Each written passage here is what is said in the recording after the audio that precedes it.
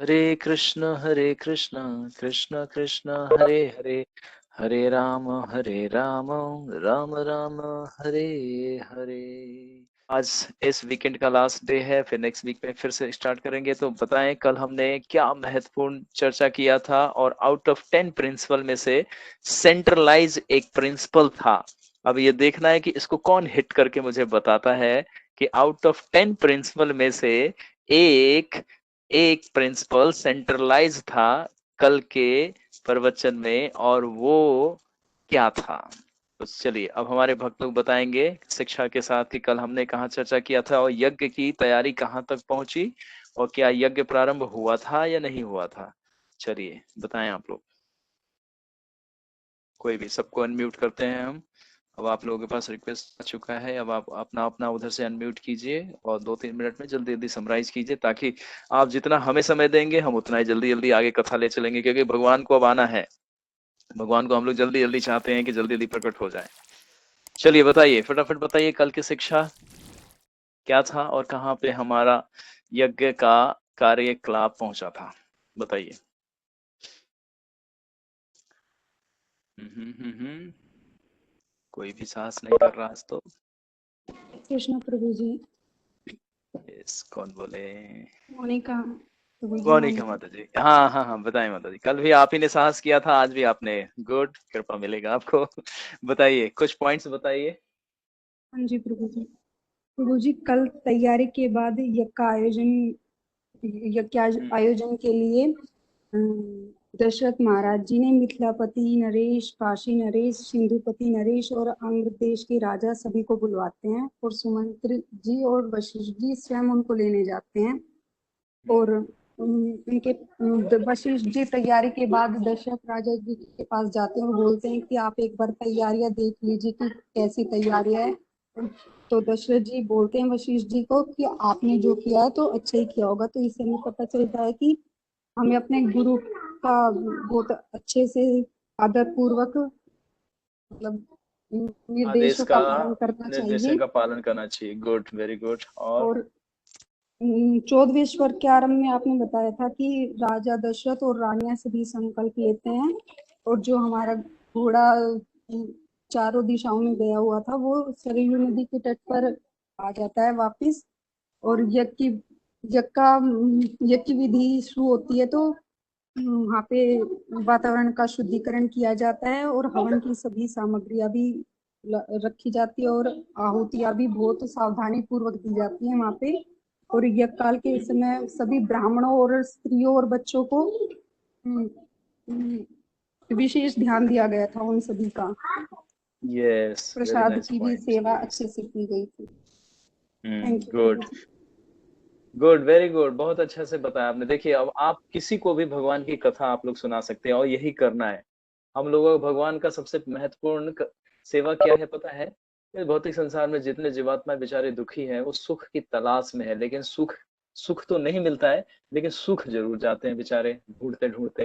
जैसे कहते हैं ना, रेगिस्तान में अगर कोई पानी का, जल का अगर तलाश करे, तो जो उसके शरीर में भी जो जल बचा है शेष, वो भी सूख जाता है। पता है क्यों? क्योंकि परिश्रम करता है। और वहां की जो भूमि है वो कैसी है, तप्त भूमि उसको बोलते हैं। रेगिस्तान को बोलते हैं तप्त भूमि। तप्त का मतलब तपता हुआ, धधकता हुआ, जलता हुआ। रेत गर्म हो जाता है ना सूर्य की रोशनी में। तो क्या है, वो जो शरीर में उसकी जितनी ऊर्जा होती है और जो जल की मात्रा शेष रहती है, उसके वो परिश्रम करने से वो भी क्या हो जाता है, सूख जाता है। तो व्यक्ति क्या होता है, निर्जीव, यानी कि मृत्यु को प्राप्त हो जाता है। उसी तरह से भौतिक संसार में सबको आनंद चाहिए। हमारे जीवन में और कुछ नहीं चाहिए, आनंद चाहिए। कोई भी कार्य करते हैं, आनंद चाहिए। हम भगवान का भी कथा सुन रहे हैं, तो आनंद मिल रहा है। आनंद, और आनंद परम आनंद। ये आनंद मतलब ऐसा है कि ये कभी खत्म नहीं हो सकता, कोई चुरा नहीं सकता। और यही आनंद वास्तव में हमें चाहिए, ये वाला आनंद जो हम सुन रहे हैं। तो भौतिक संसार में सब लोग क्या कर रहे हैं, सुख की तलाश में है। सर्च फॉर हैप्पीनेस, जो हम लोग आप लोगों को सेशन देते हैं बिगिनिंग में। तो सर्च फॉर हैप्पीनेस का मतलब क्या है कि वही आनंद जो ढूंढ रहे हैं वो किसी को मिल नहीं रहा, और उसके लिए वो पूरा जीवन प्रयास करता है, और अंत में क्या होता है, उस रेगिस्तान में सूख जाता है, यानी कि मृत्यु को प्राप्त हो जाता है। तो यही हमारा कर्तव्य है कि जितने जीवात्माएं इस भौतिक संसार में भटक रहे हैं, सब नहीं सुनेंगे आपसे कथा। उल्टा आपको अपनी कथा सुना देंगे, आपको बढ़िया वाली। आप कहेंगे हमारा कथा हल्का हो गया इसके सामने तो उन लोगों को सुनाना है जो श्रद्धावान, कृष्ण क्या बोलते हैं, श्रद्धावान भजते माम, जो मेरे पे श्रद्धा रखता है, जो मुझसे प्रेम करता है और जो मुझे समझने का प्रयत्न करता है, उसके लिए मैं हृदय में प्रकट हो जाता हूँ। क्या बन के? सूर्य बन के। उसके सारे हृदय के अंधकार को क्या करता हूँ? मिटा देता हूँ। जैसे सूर्य जैसे उदित होता है, जैसे अभी रात्रि है, आप खिड़की से बाहर देखेंगे तो बल्ब की रोशनी के साथ साथ कुछ कुछ दिखेगा, लेकिन ज्यादातर एरिया आपको क्या दिखेगा? अंधकार, क्षेत्र अंधकार दिखेगा। लेकिन वही प्रातः काल होते क्या है, वो अंधकार को चीरता हुआ रोशनी चारों तरफ फैल जाता है। तो जब कृष्ण हृदय में प्रकट हो जाएंगे, है ना, तब कौन सा अंधकार और कौन सा दुख रहेगा? कोई भी दुख नहीं रहेगा। तो जो जीवात्मा है, भटक रहा है, जो श्रद्धावान है, जो ये सही में मतलब ईमानदारी के साथ, ऑनेस्टी के साथ कहता है कि मुझे कृष्ण के बारे में बताओ, भगवान राम के बारे में बताओ, मेरा दुख, मैं दुखी क्यों हूँ, मुझे हटाओ। तब मोनिका माता, जैसे आपने हम सबको सुनाया, ये कथा उसको सुना दीजिएगा कि यही परम आनंद है और यही मार्ग है, और तुम्हारे सारे जितने भी जीवन में कष्ट है, उसका यही निदान है और कोई निदान नहीं। प्रयास करते रहो। जैसे मैंने उदाहरण दिया, रेगिस्तान में सुख की तलाश में सूख जाओगे, सुख की तलाश में सूख जाओगे और कुछ नहीं मिलेगा, सूख जाओगे। जैसे एक हरा भरा पौधा होता है ना, उसको अगर पानी जड़ में ना मिले, खाद ना मिले, मिट्टी ना मिले, तो वो क्या होगा? सूख जाएगा। उसी तरह जीवात्मा इस भौतिक संसार में, इस गुड़गांव में सूख रहा है। अभी कथा का अवसर मिला है। एक कथा क्या है? जल। श्रवण कीर्तन सिंचय करिय मन, श्रवण कीर्तन सिंचय करिय मन, मतलब मन और जो हृदय है उसको पोषण मिलेगा। जैसे प्रसाद के बाद शरीर में स्फूर्ति, शक्ति, है ना, आनंद और संतुष्टि और बल, पोषण, ये सब मिलता है। तो उसी तरह से कथा से आत्मा को क्या मिलेगा? बल मिलेगा। आप लोग कथा सुनते हैं तो देखते हैं ना, मन बड़ा अच्छा हो जाता है, आपको लगता है कि हाँ, आप थोड़ा सा रिलैक्स फील कर रहा हूँ। तो क्यों है? क्योंकि ये आवश्यक है, यही हमें चाहिए जो हम ढूंढ रहे हैं ना। वो गाना आप लोग सुनते हैं ना, न जाने क्या ढूंढता है ऐ मेरा मन। तो वही उस मन को बताना है कि ये कृष्ण है, जो ढूंढ रहे हो कृष्ण है। हरे कृष्णा। उसको फिर जब जब ये गाना सुन ले मन, तब उसको बोलिएगा, हरे कृष्णा कृष्णा कृष्णा कृष्णा हरे हरे, हरे राम राम राम हरे हरे। तो वो आनंद में हो जाएगा। तब आपको समझ में आएगा चैंट एंड बी हैप्पी। तो थैंक यू मोनिका माता जी, आपने ओवरऑल सबको समझा दिया। यही था, यानी कि यज्ञ की तैयारी बहुत जोरों शोरों से चल रहा है। ऑलमोस्ट हाफ डन हो चुका है, मतलब ज्यादातर यज्ञ का जो विधियां है वो पूरी हो गई है। डिटेल में आपको नहीं ले जा रहा हूँ क्योंकि वो हमारे लिए आवश्यक नहीं है। वो ब्राह्मण और हम लोग जो यज्ञ करते हैं, उन लोगों के लिए वो आवश्यक है जानना।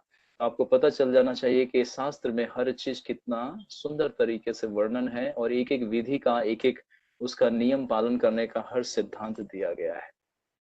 तो कल हम चतुर्थ 14वें सर्ग में पहुंच गए थे और उसका हमने 3-4 श्लोक भी पढ़ दिए थे। उसके बाद नहीं तो मैं आपको प्रारंभ से ही उसको सुना देता हूँ, क्योंकि इसमें कोई हमारा वो नहीं है, नुकसान नहीं है। थोड़ा रिवाइज हो जाएगा और फिर बहुत फास्ट फास्ट हम लोग चलेंगे।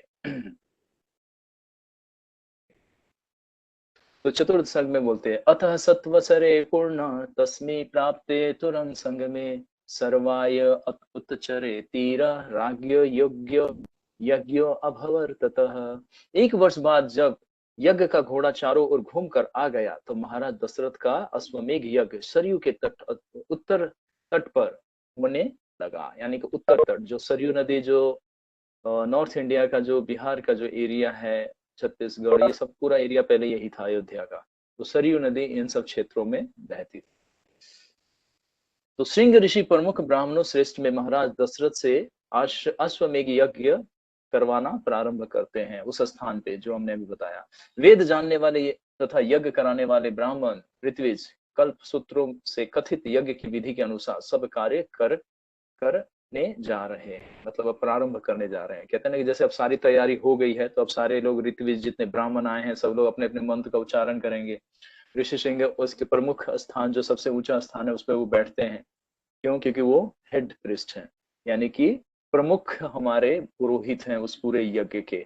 उन्हीं के निर्देशन में वशिष्ठ मुनि, और फिर उनके निर्देशन में सौमित्र, और फिर उनके निर्देशन में जो अन्य 2 और महान ऋषि हैं वो, और फिर बाकी के जितने ब्राह्मण हैं, तो इस तरह से हर एक व्यक्ति एक दूसरे के निरीक्षण में और पथ प्रदर्शन में कार्य कर रहा है। तो आवश्यक है कि हम कोई भी जीवन में जब निर्णय लेते हैं तो हमें अपने सीनियर और जो हमारे घर के पेरेंट्स होते हैं उनसे जरूर थोड़ा सा सलाह मशवरा करना चाहिए। ऑल्दो उनका आइडिया कुछ पसंद नहीं आएगा, लेकिन आपको क्या हेल्प मिलेगा कि कहीं आपकी रूटी हो रही होगी, कहीं मिस्टेक हो रहा होगा, तो उससे आप फिल्टर कर लेंगे उनके नॉलेज से। इसलिए इम्पोर्टेंट होता है कि हम अपने सीनियर से जरूर कंसल्ट करें, और स्पेशली अपने स्पिरिचुअल गाइड या भक्त जो हमें सहायता करता है उससे जरूर ये चीजें सब। जीवन का कोई भी है, क्यों? क्योंकि अब हम स्वतंत्र नहीं है, अब हम कृष्ण को समर्पण करने जा रहे हैं, तो यहीं से तो सीखना है समर्पण कैसे होता है ना। अपने आचार्य प्रभु जीवरे सिखाए, अपने आचार्य मतलब अपने एग्जाम्पल से सिखा रहे हैं यहाँ पे आचार्य लोग, ऋषिगण लोग और भगवान के स्वयं भक्त लोग यहाँ पे दिखा रहे हैं कि कोई भी कार्य कैसे करना है। अगर कोई ये कार्य करेगा तो इस भौतिक संसार से 100% मतलब आश्वासन है कि वो मुक्त हो जाएगा इसी शरीर में, इसी जन्म में, अगर ये सारे गुणों को वो धारण करता है। इसलिए हम आपको प्रारंभ से बता रहे हैं कि भक्त बनने का जो योग्यता है यही है। ये सारे गुण अगर हमने विकसित कर लिया तो हमारा पुनः जन्मना विद्यते, यानी कि हमारा दूसरा जन्म नहीं होगा। हम सीधा भगवान के पास जाएंगे और वहां पे नित्य जो जीवन है हमारा भगवान के साथ, वहां पे नित्य वास करेंगे और उनकी लीला में हम भी अपना सहयोग देंगे सेवा के रूप में। तो यहाँ पे अलग अलग विधियों का भी वर्णन चला था, जिसमें 3 विधियां प्रमुख हो गई थी। तो प्रणव और उपसद यज्ञ कर्म विशेष दोनों कर्म शास्त्रानुसार विधिवत करके बड़ी प्रसन्नता के साथ तत्त कर्मों में पूज्य देवताओं की पूजा ब्राह्मणों ने की, और दूसरे दिन श्रेष्ठ मुनियों ने प्रातः सवन यज्ञ विधि विशेष करके विधि पूर्वक इंद्र का भाग दे और पाप दूर करने वाली सोमलता का रस निकाल मध्याह्न हवन किया गया। मध्याह्न मतलब अब दोपहर में, ये अब दोपहर हो चुका है, यानी कि 12-1 बज चुके हैं, है ना।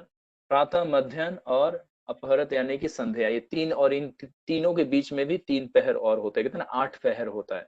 24 घंटे में 8 पहर होते हैं, तो ये सारा वो डिस्ट्रिक्शन है यहाँ पे। तो यहाँ पे क्या हुआ कि प्रातः काल से शुरू हुआ, यानी कि सूर्य उदय के बाद ये सारा तैयारी शुरू हुआ। तो अब दोपहर का ये समय है, मध्याह्न, है ना। मतलब मध्याह्न में अब कुछ कार्य प्रारंभ हो गया था, हमने जो कल सुना था, अब ये आगे विधि चल रही है। तो इंद्र का अब भाग, यानी कि इंद्र के नाम की अब पूजा और आहुति उसमें दी जा रही है। इनका बहुत सारा विधि है, वो सब मैं चर्चा नहीं कर रहा, लेकिन आपको बता रहा हूँ कि देखिए आपको पूरा पता रहेगा। आप कहीं पे भी कोई व्यक्ति अनाप शनाप बोलेगा, आप उसको बताइएगा कि नहीं, जो वाल्मीकि रामायण में वर्णन है वो ये है, जो वाल्मीकि रामायण में रचित है वो ये है। तब आपको पता रहेगा कि हमारे ग्रंथ क्या है, क्योंकि ऑथराइज वे से सुनेंगे, ऑथराइज वे में बोलेंगे तो उस व्यक्ति का भी संशय नष्ट हो जाएगा और हमें पता रहेगा कि वास्तविकता क्या है।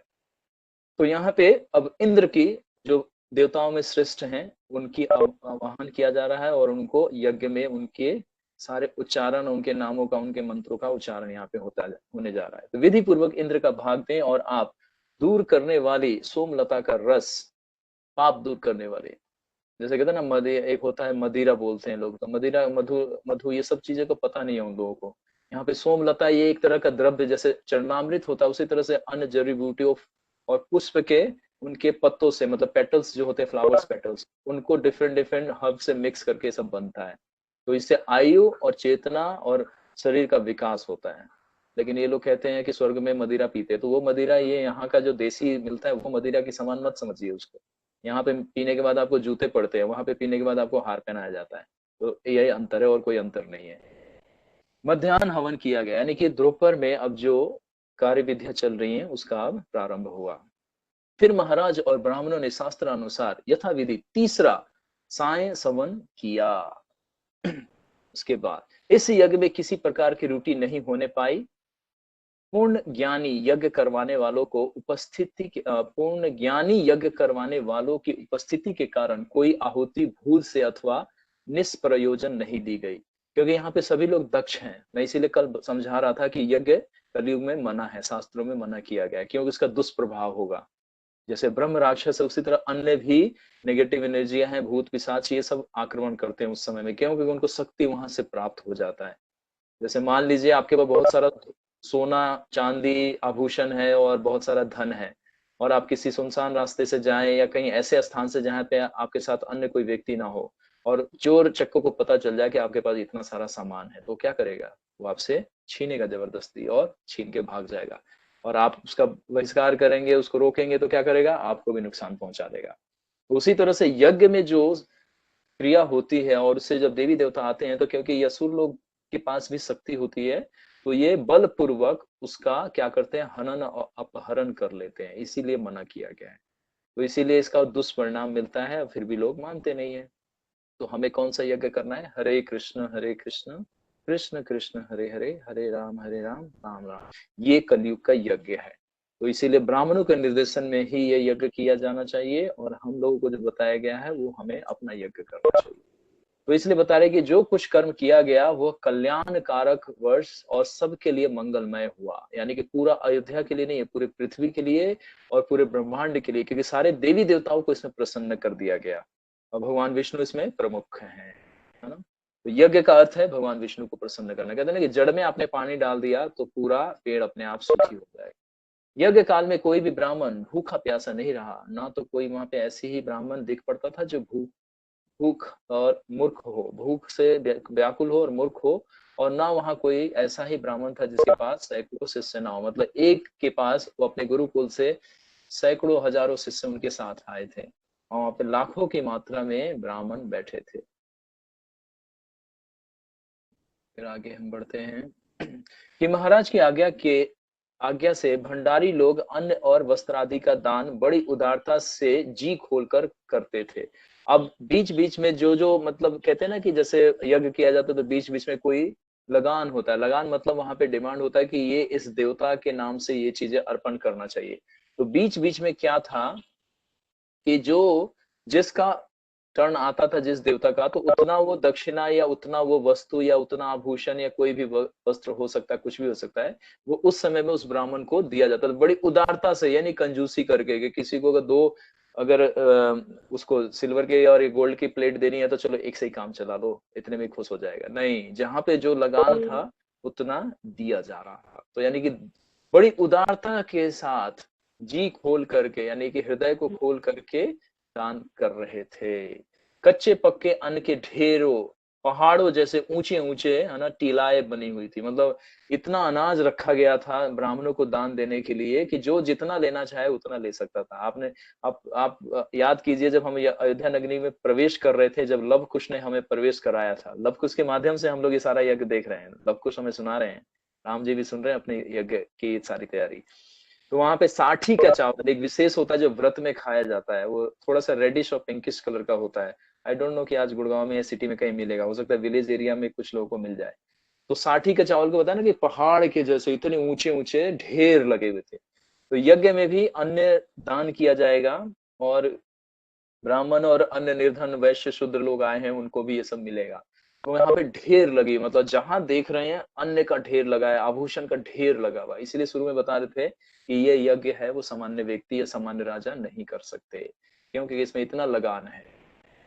तो पक्के फल के ढेरों पहाड़ों जैसे ऊंचे ऊंचे लगे रहते थे, जो जैसा मांगता था उसे नित्य वैसा ही भोजन दिया जाता था। तो ये जो ढेर था, ये दो दो इसको दो तरह से समझना है। एक तो जो भोजन बनता था, तो अब इसलिए यहीं से आपको याद है कि जब सुमंत्र बने थे तो उन्होंने बोला था कि चलिए पंडाल में एक बार दर्शन करके देख लीजिए कि आपके योजना के अनुसार ही हमने सारी तैयारी की है। तो वहां हम आपको एक्सप्लेन कर रहे थे कि कहीं पे बैगन रखा है, कद्दू रखा है, कहीं सीताफल रखा है, कहीं है ना मूली रखा है, कहीं गाजर रखा है, बहुत सारा सब्जियां सजा के रखा हुआ था। अब लाखों लोगों का प्रसाद बनेगा, तो थोड़ा मन को उस अयोध्या नगरी के उस पंडाल के अंदर लेके जाइए, आपको दर्शन हो जाएगा कि बिल्कुल विशाल विशाल टिलाएं बनी हुई है सब्जियों की, टमाटर रखे हैं एक तरफ, मिर्च रखे हैं एक तरफ, हर सामग्री को बड़े सजा के सुंदर तरीके से रखा हुआ है। तो वहां पे वो कुछ तो जो चावल है और अन्न है वो दान के लिए है, और वहीं पे जो भोग बनता है यानी कि प्रसाद जो बनाया जा रहा है ब्राह्मणों के लिए और जो वहां पे विजिटर है उनके लिए सारी तैयारियां है। तो ये वर्णन अभी चल रहा है। अनेक देशों से आए हुए स्त्री पुरुष के सम्मुख झुंड के झुंड है ना नित्य भोजन से तृप्त होते थे। मतलब झुंड के झुंड मतलब एक साथ, जैसे हम लोग का प्रसादम का जब हम लोग प्रोग्राम ओवर करते हैं तो देखना प्रसादम में एक साथ 150-200 लोग बैठते हैं, है ना, कारपेट बिछाया जाता है, सब लोग लाइन में बैठते हैं, तो 150-200, तो वहां पे बड़ा पंडाल लगा हो, क्योंकि ये सब जो कार्य है ये सरयू नदी के किनारे चल रहा है, यज्ञ वहीं हो रहा है और दूसरे एरिया में भोजन भी चल रहा है। तो वहां पे क्या है कि मतलब एक साथ हजारों की संख्या में लोग प्रसाद पा रहे हैं। जो बाहर से आए हैं अतिथिगण वो, और जो वहाँ के सामान्य जनता है वो, सब लोग एक साथ झुंड के झुंड बताया जा रहा है, यानी कि झुंड का झुंड मान लीजिए हजारों की संख्या में एक बार। इसी तरह जब युधिष्ठिर महाराज राष्ट्र यज्ञ कर रहे थे तो लाखों की संख्या में एक बार लोग पाते थे, और दिन में 4-5 बार मतलब एक एक स्लॉट बैठता था, तो यानी कि 5 से 7 लाख 10 लाख लोग एक बार प्रसाद पा लेते थे। बताइए कितना बड़ा पंडाल लगता होगा। हम लोग 1000 को बैठाएं तो कम से कम हमारा 200-400 1-2 हजार का गज का एरिया पूरा कवर हो जाएगा, तब इतना जगह चाहिए 1-2 हजार, और वहां पे लाखों लोग एक साथ पा रहे हैं, तो सोचिए कितना सर्वर और कितना प्रसाद बना होगा एक साथ। लोग प्रश्न उठाते हैं कि जब कुरुक्षेत्र की लड़ाई हो रही थी तो 64 करोड़ योद्धाओं को कैसे प्रसाद खिलाया जाएगा, तो वो भी व्यवस्था थी। महाभारत में एक एक चीज बताया गया है, कौन क्या कुकिंग कर रहा था, कौन सा आइटम बनता था, भगवान कैसे काउंट करते थे कि आज इतना ही खाना है, कल उतना ही खाना है, और कल इतने संख्या में कम हो जाएंगे लोग तो कितना खाना बनाना है। भगवान कृष्ण सारी व्यवस्था करते थे, है ना, मैथमेटिक्स सारा जोड़ते थे, कैसे इतने लोग आज वध हो गए तो इतना प्रसाद बचेगा। तो और एक भी चीज व्यर्थ नहीं जाता था, इतना मतलब हर चीज बड़ी सावधानी से, पता है ना, सेवा में बहुत सावधानी रखना चाहिए। थोड़ा सा भी त्रुटि वही अपराध बन जाता है जाने अनजाने में, और फिर हमारे को कृपा से वंचित रहना पड़ता है। तो स्वादिष्ट भोजनों से तृप्त हुए ब्राह्मणों के आशीर्वाद सूचक शब्द महाराज के चारों ओर है ना सुन पड़ते थे, क्योंकि व्यक्ति अब उधर तृप्त हो जाता है। कहते हैं ना, जब किसी को प्रसन्न करना है तो उसको अच्छा भोजन करा दीजिए। ये माताओं के लिए सबसे अच्छा ट्रिक है, जब प्रभु जी लोग गुस्सा में आ जाएं तो फेवरेट आइटम उनका बना के टेबल पे रख दीजिए और प्रेम से उनको परोस दीजिए, सारा गुस्सा उनका वहीं पे ठंडा हो जाएगा। तो ये शास्त्र में बताया गया कि किसी व्यक्ति को प्रसन्न करना है तो उसको अच्छा भोजन कराइए। इसीलिए भक्त लोगों को घर पे बुलाना चाहिए। आप लोगों ने किसी ने बुलाया नहीं हमें। आप लोगों को बुलाना चाहिए भोजन पे, ठीक है। तो बताया गया है कि जब किसी व्यक्ति को प्रसन्न करना है तो क्या करना चाहिए, स्वादिष्ट भोजन है ना भगवान को भोग अर्पित करके उसे प्रसाद के रूप में उसको परोसना चाहिए। और जब वो व्यक्ति का उदर तृप्त होता है तो व्यक्ति बहुत प्रसन्न होता है। तो यहाँ पे इतने स्वादिष्ट और इतने सुंदर सुंदर भोजन ब्राह्मण खाने के बाद महाराज दशरथ को सब लोग आशीर्वाद वचन दे रहे थे। यहाँ पे लिखा है ना, स्वादिष्ट भोजन से तृप्त हुए ब्राह्मणों ने आशीर्वाद सूचक शब्द महाराज के चारों ओर से सुन पड़ते, मतलब जितने ब्राह्मण थे सब। और सोचे इतना ब्लेसिंग मिला, इतना ब्लेसिंग मिला उनको, इतना ब्लेसिंग मिला, कोई काउंटिंग नहीं है। तो ये ब्राह्मण लोग प्रसन्न हुए, तो इसीलिए भक्त को प्रसन्न करना चाहिए। भगवान तो खुश हैं, उनको कौन खुश कर सकता है, वो समुद्र के समान है, वो आत्मा राम है, उनको कोई नहीं दुखी नहीं कर सकता, ना ही कोई सुखी कर सकता है। वो स्वयं अपने आप में ही आत्मा राम है। तो इसीलिए भगवान कहते हैं कि मेरे भक्त की सेवा करो, मेरे भक्त को प्रसन्न करो। भगवान खाते किसके माध्यम से हैं, ब्राह्मण के माध्यम से। कहते हैं कि ब्राह्मण मेरा मुख के समान है, ब्राह्मण का उदर मेरा उदर है, यानी कि ब्राह्मण खा के संतुष्ट हो गया, यानी कि मैंने प्रसाद पा लिया, भोग पा लिया। ये भगवान का वचन है, मेरा वचन नहीं। आप लोग कभी सोचे कि मैं बोल रहा हूँ। ऐसा नहीं, ये शास्त्र में बताया गया है कि भगवान को प्रसन्न करना है तो उनके भक्त को प्रसन्न करो तब, और भक्ति चाहिए तो भक्त से लो, भगवान नहीं देते, ये सब चीज हम समझ रहे हैं। तो यहाँ पे वही है कि आशीर्वाद वचन क्यों मिल रहा है, क्योंकि ब्राह्मण प्रसन्न हो चुके हैं। तो देखिए ये सब शुभ संकेत है कि अब सफलता उनको मिलता जाएगा। जब भक्त आशीर्वाद देगा तो आपको कौन, इस ब्रह्मांड का कौन सा शक्ति है ना, कौन असुर है और कौन ब्रह्म राक्षस है जो आपको बाधा डाल देगा। तो इसीलिए यहाँ पे इस चीज को बहुत एम्फेसाइज किया गया कि आशीर्वाद जो ब्राह्मणों से मिल रहा है तो दशरथ महाराज के लिए शुभ संकेत है। अभी यज्ञ अभी अंत नहीं हुआ है, अभी सब तैयारी चल रही है, अभी 3 दिन का यज्ञ चलेगा ये। वस्त्रों और गहनों से सजे हुए अन्य राजाओं के नौकर चाकर ब्राह्मणों की सब प्रकार से सेवा करते थे, और लोगों की परिचर्या के लिए मणि जटिल कुंडलधारी अन्य लोग थे। बताइए, जो राजा के नौकर थे वो कान में कुंडल किसका पहन रहे हैं, मणि का। अब पता चल रहा है आपको। हाँ, आजकल के नौकर मतलब प्लास्टिक के भी नहीं पहनते, उस समय मणि से बने हुए और स्वर्ण स्वर्ण कुंडल में मणि जड़े हुए उसके कुंडल पहने थे। जैसे वैकुंठ के जितने वासी हैं उनके कान छिदे रहते हैं, है ना, उनके दोनों कानों में कुंडल होता है। भगवान भी विष्णु के दोनों कानों में मकर कुंडल है, कृष्ण भी मकर कुंडल पहनते हैं भगवान के, है ना। कुंडल जो कान के जो कुंडल है, ये सब याद रखना चाहिए आपको, ये सारा पॉइंट जब जब करेंगे तो भगवान दर्शन दिख कराएंगे आपको। मेरा मुखमंडल कैसा है, मेरी धोती के कलर क्या है, भगवान कहते हैं ना कि नाम रूप गुण लीला, नाम से रूप प्रकट होगा, रूप से गुण, भगवान के गुण क्या है, फिर लीला। तो भगवान के कान में जो कुंडल है बहुत सुंदर लगते हैं। उसी तरह से वैकुंठ में जितने लोग हैं वो सारे कुंडल पहनते हैं, गोप बाल हैं सब लोग कुंडल पहनते हैं। पहले का ये कर्ण भेद एक संस्कार भी होता था, आजकल कलयुग में ये सब बंद हो गया। क्योंकि लोग इसको फैशन के तौर पे लेने लगते हैं।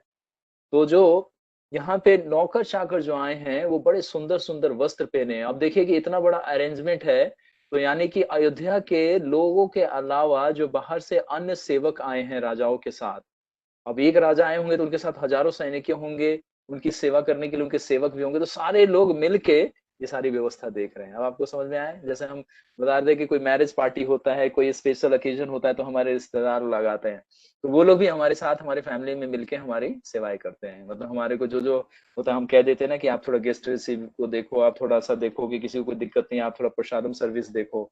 तो इस तरह से हम सारा अरेंजमेंट करते हैं। तो वहां पे देखिए यहाँ पे भी वही सीन चल रहा है। जो राजा लोग के जो सेवक गण हैं, सुंदर सुंदर रेशमी वस्त्र पहने हैं, कानों में कुंडल है ना, स्वर्ण की मालाएं पहने हैं, मोतियों की मालाएं पहने हैं, और वो लोग ब्राह्मणों के हैं और वहां पे अतिथि लोग की सेवा कर रहे हैं। तो अब देखिए लाख लोग हैं तो खिलाने वाले भी कितने लोग हैं। एक संवन समाप्त होने पर, यानी कि यज्ञ का पहला जो विधि था वो समाप्त हुआ। पहला एक संवन समाप्त होने पर दूसरा संवन आरंभ होने के बीच जो समय बचता, उसमें एक दूसरे की पांडित्य में हरा देने की इच्छा से विद्वान ब्राह्मण परस्पर शास्त्रार्थ करते थे। यानी कि ब्रेक टाइम में परिहास भी होता था वहां पे। जैसे हम लोगों का कोई काम होता है तो बीच में ब्रेक देते हैं ना, जैसे कोई कार्य करते हैं लंबा, जब कोई कार्य होने लगता है तो बीच में थोड़ा 10 मिनट 15 मिनट का हाफ एन आवर का ब्रेक दिया जाता है।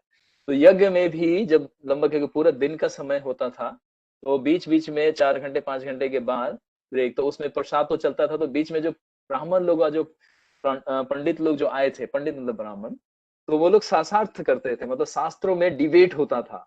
वो ये कथा सुनाता है, फिर कहता है कि इससे भी कोई श्रेष्ठ कथा है क्या आपके पास? तो फिर दूसरा ब्राह्मण खड़ा होके वो भगवान की सुंदर लीला का वर्णन करता था। तो फिर तो वो कहते हैं साधु साधु, हरि हरि, हरि हरि, साधु साधु। पूरा माहौल जो था वो सुंदर वातावरण में परिवर्तित हो जाता था। ये बोलते हैं आध्यात्मिक जगत। ये नहीं कि वहां पे चलो थोड़ा सा आधे घंटे का ब्रेक है तो थोड़ा व्हाट्सएप चेक कर लिया जाए कितने लोगों ने व्हाट्सएप भेजा है। नहीं, उस समय में ब्राह्मण लोग एंटरटेन कैसे करते थे? भगवान की कथा से, या कोई ऐसे व्याकरण का वर्णन करते थे जिसमें बताया ना कि जैसे चैतन्य महाप्रभु कृष्णा कॉन्शियसनेस व्याकरण से सिखा देते थे। भगवान हर चीज को कृष्ण से कनेक्ट कर देते थे। चैतन्य महाप्रभु निमाई लीला में जब उनका बाल लीला होता है चैतन्य चरितामृत में, तो उसमें जो भी वो सिखाते थे बच्चों को, वो कृष्ण को और राधा कृष्ण को सेंटर में रख के वो हर चीज को एक्सप्लेन करते थे। तो लोग हमेशा भक्ति के भाव में ही रहते थे। तो यहाँ पे जो बीच में अवसर मिलता था प्रसादम पाने का, जो समय होता था उसके बीच में ये यज्ञ का जब ब्रेक मिलता था, तो उस समय में जो विद्वान पंडित ले, तो इस तरह से शास्त्रार्थ यानी कि वो डिबेट करते थे शास्त्रों के ऊपर, और तरह तरह की कथाएं वहां के प्रजाजन जितने थे उन लोगों को सुनाया करते थे। तो इस तरह से बड़ा हंसी और परिहास का माहौल बन जाता था। मतलब सब लोग इतने खुश होते थे कि फेस्टिवल है, कोई वहां पे मायूस दिखता नहीं था। जैसे आज हम लोग सारे लोग मायूस रहते, अभी तो हम में से कितने लोग कथा सुनते सुनते भी मायूस रहते हैं, क्या 1 घंटे के लिए फिर कान में लगाना पड़ेगा? कुछ लोग तो जबरदस्ती सुनते हैं, क्योंकि कुछ लोग का रेफरेंस रहता है ना, ये थोड़ा कथा सुनो आप, अच्छा लगेगा। तो उनका मुंह लटका रहता है। लेकिन लटके लटके उनका मुंह अब क्या है, कमल की तरह खिल जाएगा। क्यों? क्योंकि भगवान का ये कथा है, उनको आनंद मिल जाएगा। तो फिर अगले दिन से वो भी कमल की तरह खिले खिले नजर आएंगे, और जहां जाएंगे अपनी वो कमल की खुशबू को फैला देंगे। तो ये कथा का प्रभाव है। कर्मांतरे तदा विप्र हेतुवांदा अनाहुनपि राहु अस्मे वाग्मिनो धीरा परस्परम जगीहिषया। एक सवन समाप्त होने पर और दूसरा सवन आरंभ होने के बीच जो समय बचता था, उसमें एक दूसरे को पांडित्य में हरा देने की इच्छा से विद्वान ब्राह्मण परस्पर शास्त्र करते थे। उस यज्ञ में कुशल ब्राह्मण शास्त्र अनुकूल नित्य प्रति यज्ञ कर्म करते कराते थे, और सारा लोग सारा सिस्टम में चलता रहा था। सारा यज्ञ का जो जो कार्य है बहुत सिस्टमेटिकली चल रहा है। इस यज्ञ में ऐसा ब्राह्मण ना था जो वेद और वेदांगित ना हो, और महाराज का कोई ऐसा सदस्य ना था जो व्रतधारी ना हो। देखिए बहुत इंपॉर्टेंट, कोई ऐसा सदस्य ना था जो व्रतधारी ना हो, यानी कि सब लोगों ने फास्ट रखा हुआ था उस समय में। जब यज्ञ चल रहा होता है तो जो परिवार जो यज्ञ कराता है उस सारे परिवार को फास्ट रखना चाहिए। जैसे हम लोग एकादशी में कंप्लीट हमारी फैमिली फास्ट रखती है, अन्न नहीं खाते हम लोग, है ना। तो ये यज्ञ करने का एक विधि है एक्चुअली में, कि जब यज्ञ कराया जाता है तो पूरे परिवार को, जो मुखिया है यानी कि हेड ऑफ फैमिली, माता पिता या प्रभु माता जी हैं, बच्चे लोग, सबको फास्ट रखना चाहिए, विधि है। तभी उस परिवार को हर एक को कल्याण का और शुभ का वो आशीर्वाद मिलता है। तो यहाँ पे बताया कि जो कोई ऐसा ना था जो व्रतधारी ना हो, यानी कि अयोध्या वासी कंप्लीट जो गेस्ट थे, ये प्रसाद एक्चुअली गेस्टों को खिलाया जा रहा है कि उस समय में कितने लोग आ रहे थे, जैसे फेस्टिवल चल रहा होता है कितने लोग बीच बीच में आते हैं ना, तो उसी तरह से। तो लेकिन यहाँ पे जो सर्वर है, जो यानी कि जो होस्ट है, यहाँ पे जो अयोध्या नगरी के लोग हैं, वो सब लोगों ने क्या रखा है, व्रत धारण किया है, क्योंकि महाराज को सफलता मिले और हमारे राज्य को एक राजकुमार मिले, यानी कि भगवान आ रहे हैं। तो जैसे हम जन्माष्टमी में देखते हैं ना, हम लोग व्रत रखते हैं क्योंकि भगवान का प्रकट होता है 12 बजे। तो भक्त लोग प्रसन्नता के लिए, भगवान की प्रसन्नता के लिए, क्योंकि भगवान को अच्छा लगता है कि व्रत। अब आप कहेंगे भगवान हमें भूखा प्यासा मार के आपको अच्छा लगता है क्या? तो नहीं, ये शुद्धिकरण है, शुद्धिकरण है हमारे शरीर का। और हम अपना प्रेम और त्याग दिखाते हैं कि भगवान हम आपके प्रतीक्षा में, हम अपना अन्न क्या मन क्या सब कुछ भूल गए हैं, हम सिर्फ आप ही को चिंतन कर रहे हैं। इसीलिए जप ज्यादा करना चाहिए व्रत के दिनों में। हरे कृष्णा नाम ज्यादा से ज्यादा, एकादशी के दिन हम 64 माला करते हैं, 32 माला करते हैं, मिनिमम 25 माला करने के लिए बताया जाता है आप लोगों को। तो वहां पे व्रतधारी का मतलब है कि सब लोग इतने समर्पित थे और इतना प्रेम करते थे दशरथ महाराज से कि उनकी प्रसन्नता, उनकी सफलता के लिए, है ना, पूरा अयोध्या नगरी सब लोगों ने व्रत किया था। तो ये एक विधि है, तो हम लोगों को भी ये सब पालन करने का प्रयास करना चाहिए। एटलीस्ट महीने में 2 व्रत तो जरूर करना चाहिए अपनी, है ना, शक्ति के अनुसार। और वो कौन सा है? एकादशी व्रत जरूर करना चाहिए। इसमें हम किसी की प्रार्थना नहीं सुनेंगे, क्योंकि भगवान को अत्यंत प्रिय है। अर्जुन को स्वयं बताते हैं कि व्रतों में मैं एकादशी हूँ, भगवद गीता में एक श्लोक है। तो भगवान को इतना प्रिय है और हमारे कल्याण के लिए आप लोगों को पद्म पुराण में पढ़ के भी बताया था, भगवान एक बार नरक लोक में गए थे, यमलोक गए थे, और वहां पे जब देखे कि मेरे ही जीवात्मा लोग, मेरे सेवक लोग गलती की वजह से इतना कष्ट पा रहे हैं, तो भगवान की आंखों से आंसू टपक गया। और यमराज देख रहे थे कि भगवान को कितना दुख हो गया। तो अब इसलिए कोई माता पिता अपने बच्चे को कष्ट में देख के खुश तो नहीं हो सकता। तो भगवान ने उसी समय में स्मरण किया कि मैं ऐसी विधि बनाऊंगा जिससे इनको बहुत कम समय में, इनके पूरे अनंत जन्मों के पाप को एक क्षण में नष्ट करके ये शुद्ध हो जाएंगे।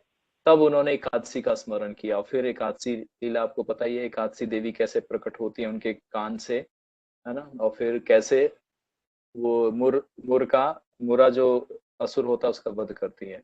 तो भगवान इतना हित की कृपा करते हैं कि बहुत कुछ हमने किया गलत, लेकिन भगवान हमारे को सिर्फ एक व्रत से शुद्ध कर देते हैं। तो भगवान कृष्ण कितने दयालु हैं। फिर भी हम भगवान पे डाउट करते हैं कि भगवान सुनते नहीं है। तो सुनेंगे ना, जब हम सुधर जाएंगे। अभी हम थोड़े बिगड़े बच्चे हैं, हम जब सुधर जाएंगे, जब हम अपने पेरेंट्स की बातों को मानने लगेंगे, जो भी वो कहते हैं उनको फॉलो करेंगे, तो फिर तो अच्छा लगेगा ना, फिर सारा कुछ मिलता है, सप्लाई जो जो डिमांड है सारा सप्लाई होता है। तो कृष्ण वही चाहते हैं कि हम लोग थोड़ा सा शुद्ध हो जाए, मन से, तन से, इंद्रियों से, हृदय से। तो फिर कृष्ण क्या नहीं देंगे, स्वयं को दे देंगे कि लो मुझे अपना पुत्र बना लो मुझे अपना सखा बना लो मुझे अपना ड्राइवर भी बना लो। ड्राइवर भी बनने के लिए तैयार हूँ, ओला वाला ड्राइवर नहीं, तुम्हारा रथ चलाऊंगा जो सोने का रथ होगा। अर्जुन का स्वर्ण रथ था जो अग्निदेव ने उनको प्रदान किया था खांडव वन में। तो इस तरह से व्रत धारण करने का क्या है कि भगवान बहुत प्रसन्न होते हैं। तो महाराज दशरथ की प्रसन्नता के लिए पूरा नगर वासी लोग, बताइए आज का कोई ऐसा सिटीजन होगा, कोई ऐसा कंट्री होगा जहाँ पे अगर प्राइम मिनिस्टर बोले कि आज कृष्ण की प्रसन्नता के लिए, पूरे राष्ट्र के कल्याण के लिए सब लोग फास्ट रखें, कहेंगे चलो हमारे को क्या लेना, राष्ट्र राष्ट्र है, हम क्या करें। नहीं, क्योंकि इतना समर्पण है ही नहीं, इतना श्रद्धा है ही नहीं भगवान के प्रति और लीडर के प्रति। तो ये हम लोग को समझना है कि व्रत धारण किए हैं तो देखिए कितना डेडिकेशन है और कितना प्रेम है आपस में सबको, कि कोई भी व्यक्ति, इसलिए बोलता है ना ईमानदार है यहाँ के व्यक्ति, ऑनेस्ट। और भगवान 26 गुणों में से एक हम लोगों का भी, एक वैष्णव का एक क्वालिटी होता है ऑनेस्टी। 26 गुण है हम लोगों का जो विकसित करना है अपने पूरे जीवन के रहते।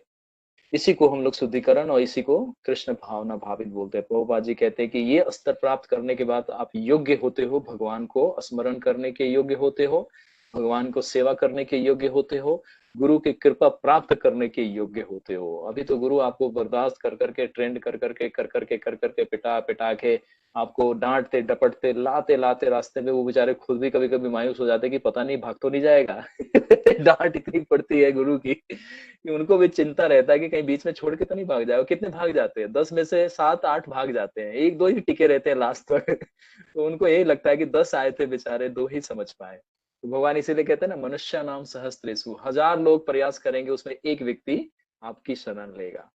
तो ये सब तत्वों को समझना चाहिए। तो भगवान से कहना चाहिए, भगवान वो 1000 में जो नाम ले रहे हैं ना, वो मेरा नाम होना चाहिए। आदित्य होना चाहिए, ऋषभ होना चाहिए, भरत होना चाहिए, मतलब अवेश होना चाहिए। ये सब लोग कहना भगवान वो मैं हूँ, मैं हूँ। बीच में आप मेरा भी नाम रख सकते हो कि अंतरात्मा प्रभु जी भी पीछे खड़े हैं हमारे। ठीक है। मैं भी जाना चाहता हूँ। बहुत दुख है इस गुड़गांव नगरी में। चलिए आगे बढ़ते हैं, बहुत चर्चा हो रही है, ठीक है, लेकिन ये चर्चा व्यर्थ नहीं है, समझने की है और बहुत गूढ़ रहस्य है इन सब सब चीजों का। उस यज्ञ में लकड़ी के आकार, ना लकड़ी के आकार, अब देखिए वहां पे डिस्क्रिप्शन, अब आपको दृश्य दिखाया जाएगा कि पंडाल कैसा लग रहा था देखने में। आप लोग वहीं पे खड़े हैं ना, आप लोग सभी लोग उस पंडाल में, एक तरफ प्रसादम चल रहा है, एक तरफ यज्ञ चल रहा है, एक तरफ अतिथि लोग आ रहे हैं और दूसरे तरफ अयोध्या वासी उनको सर्विस दे रहे हैं। तो अब देखिए वहां पे कैसा दृश्य दिख रहा है। उस यज्ञ में लकड़ी के अंकवार अंकवार भर मोटे 21 खंबे गाड़े गए थे। ये यज्ञ जो जहां पे चल रहा है उसका डिस्क्रिप्शन है। 21 खंबे गाड़े गए थे। इसमें से 7 बेल के, 7 खैर के, 7 ढाक के और लीसोड़े, ये लकड़ियों के नाम है। मैंने भी पहली बार सुना है, आप में से हो सकता है कुछ माताएं जानती हो जो पुरानी होंगी। लिसोड़े के और 2 देवदार, ये नाम सुना हुआ है, देवदार के थे। यानी कि ये पेड़ों के बड़े बड़े, इनकी हाइट यहाँ पे नहीं लिखी हुई है, लेकिन ऑब्वियसली पांडाल बहुत विशाल होगा जहाँ पे यज्ञ यज्ञ का कुंड जहाँ पे बना होगा। तो ये इन इन लकड़ियों से इतने खंबे निकाले, इतने पेड़ों से इतने खंबे निकाले गए होंगे और वो वहां पे व्यवस्थित किया गया है। यज्ञ कर्म में चतुर शास्त्रियों ने यज्ञशाला की शोभा बढ़ाने के लिए इन खंभों के सोने के पत्रों से मढ़वा दिया है। जैसे आप देखेंगे कि जैसे हम लोग कोई चीज, अलमीरा या कोई दरवाजा या कोई वुडन का कोई होता है तो उस पे गोल्डन प्लेटेड या ब्रास प्लेटेड या ना कॉपर प्लेटेड कर देते हैं, ऊपर से उसको ढक देते हैं, उस पे मतलब ये डिजाइन होता है या उसको कवर कर देते हैं। तो इन खंभों को गोल्ड के प्लेट से कवर किया गया था, कपड़े से नहीं लपेटा गया था। जैसे खंबे में हम देखते हैं ना, कपड़े को लपेट के उसको सुंदरता बढ़ाते हैं। तो ये जितने भी ऊपर हमने नाम बताए, 8-8 और 7-7 जो भी खंबे थे, इनको गोल्ड प्लेट से कवर किया गया था और ये विशाल और चौड़े चौड़े थे। पहले के पेड़ के वृक्ष का भी हमने बताया था ना, 200-200 300-300 हाइट लंबी होती थी वृक्ष, इतनी लंबी लंबी वृक्ष होती थी। हिमालय में जाएंगे तो 150-200 लंबी हाइट के पेड़ मिल जाएंगे आपको आज के भी टाइम में, सिर्फ हिमालय में, और कहीं नहीं मिलेंगे। तो यहाँ पे ये डिस्क्रिप्शन है कि ये जो यज्ञ का कुंड बना है और जो वहां का मंडप है वो इस तरह से बनाया गया है। तो वहां पे सोने के मतलब प्लेट उस पे मड़े हुए हैं इन लकड़ियों के खंभों पे। 21 खंबे, 21 आरती के ऊंचे, क्या है, आरती, ओके। 21 खंबे और 21 आरती के ऊंचे थे। अब आरती क्या है ये बाद में बताऊंगा यहाँ पे, क्योंकि यहाँ पे पूरा वर्णन नहीं है, ब्रैकेट में लिखा है। ओके, सब कपड़ों से सजाए गए थे और बाकी जो अन्य जो शेष थे, जो मतलब कहते हैं जैसे टेंट लगाते तो तंबू सा गाड़ते हैं, तो उनको सुंदर सुंदर रेशमी वस्त्रों से उनको लपेटा गया था, क्योंकि यज्ञ कुंड विशेष था तो इसीलिए वहां पे गोल्डन प्लेट से उसको कवर किया गया था। बाकी जो खंबे थे उसको सुंदर सुंदर रेशमी वस्त्रों से क्या किया गया था, आवरण, यानी कि उसको ढका गया था। आप देखे होंगे नॉर्मली जैसे कहीं टेंट लगता है तो खंभों को कपड़े से लपेट देते हैं, तो उसी तरह से ये लपेटा हुआ है। यथा विधि शिल्पियों से बना इनकी बड़ी मजबूत सी पृथ्वी में गाड़ा गया था, बड़ी मजबूती से, कि अगर मान लो अचानक से हवा आ जाए या कोई थोड़ा सा भी हवा चले तो गिर ना जाए, तो बड़े मजबूती से और बहुत तरीके से इसको जमीन के अंदर गाड़ा गया था। और ये खंबे बड़े चिकने और अपट अपटहलू बनाए गए थे। अपटहलू मतलब चिकने और सीधे होंगे, ऐसा मान सकते हैं कि खंबा है तो। इन खंभों पर वस्त्र लपेटे गए थे और ये पुष्प और चंदन से सजाए गए थे। जैसे हम लोग बुके बना बना के दीवार में लगा देते हैं, गेटों पे चिपका देते हैं, उसी तरह से इन खंभों को पुष्प की मालाएं और पुष्पों से पूरा सजाया गया था। जितने खंबे थे, ऐसा नहीं एक खंबा। अब याद कीजिए कि अयोध्या नगरी में रोज सड़कों पे फूल फूल बिछाया जाता था, मतलब कारपेट की जगह फूल बिछाया जाता था और उस पे लोग चलते थे। तो उस तरह से यहाँ पे खंभों पे पुष्प और चंदन से पूरा उसको कवर किया गया था। उसके बाद है कि, और यहाँ पे बहुत सारा यज्ञ कार्य का डिटेल है, तो जो मैं आप लोगों से शेयर नहीं कर रहा हूँ क्योंकि आवश्यक नहीं है। तो यज्ञ का ही आगे का जो भाग है उसको पढ़ते हैं।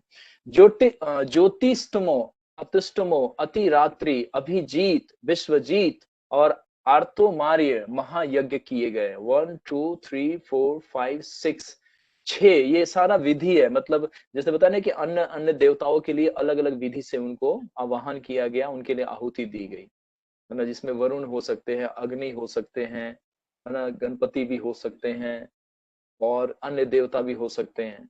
जैसे प्रारंभ में आपको बताया था कि इंद्र के लिए आहुति डाली गई थी सबसे पहले, क्योंकि हेड हैं तो उनको पहले आह्वान किया गया, उसके बाद उनके सहगण यानी कि पार्षद, उनके एसोसिएट्स को बुलाया गया।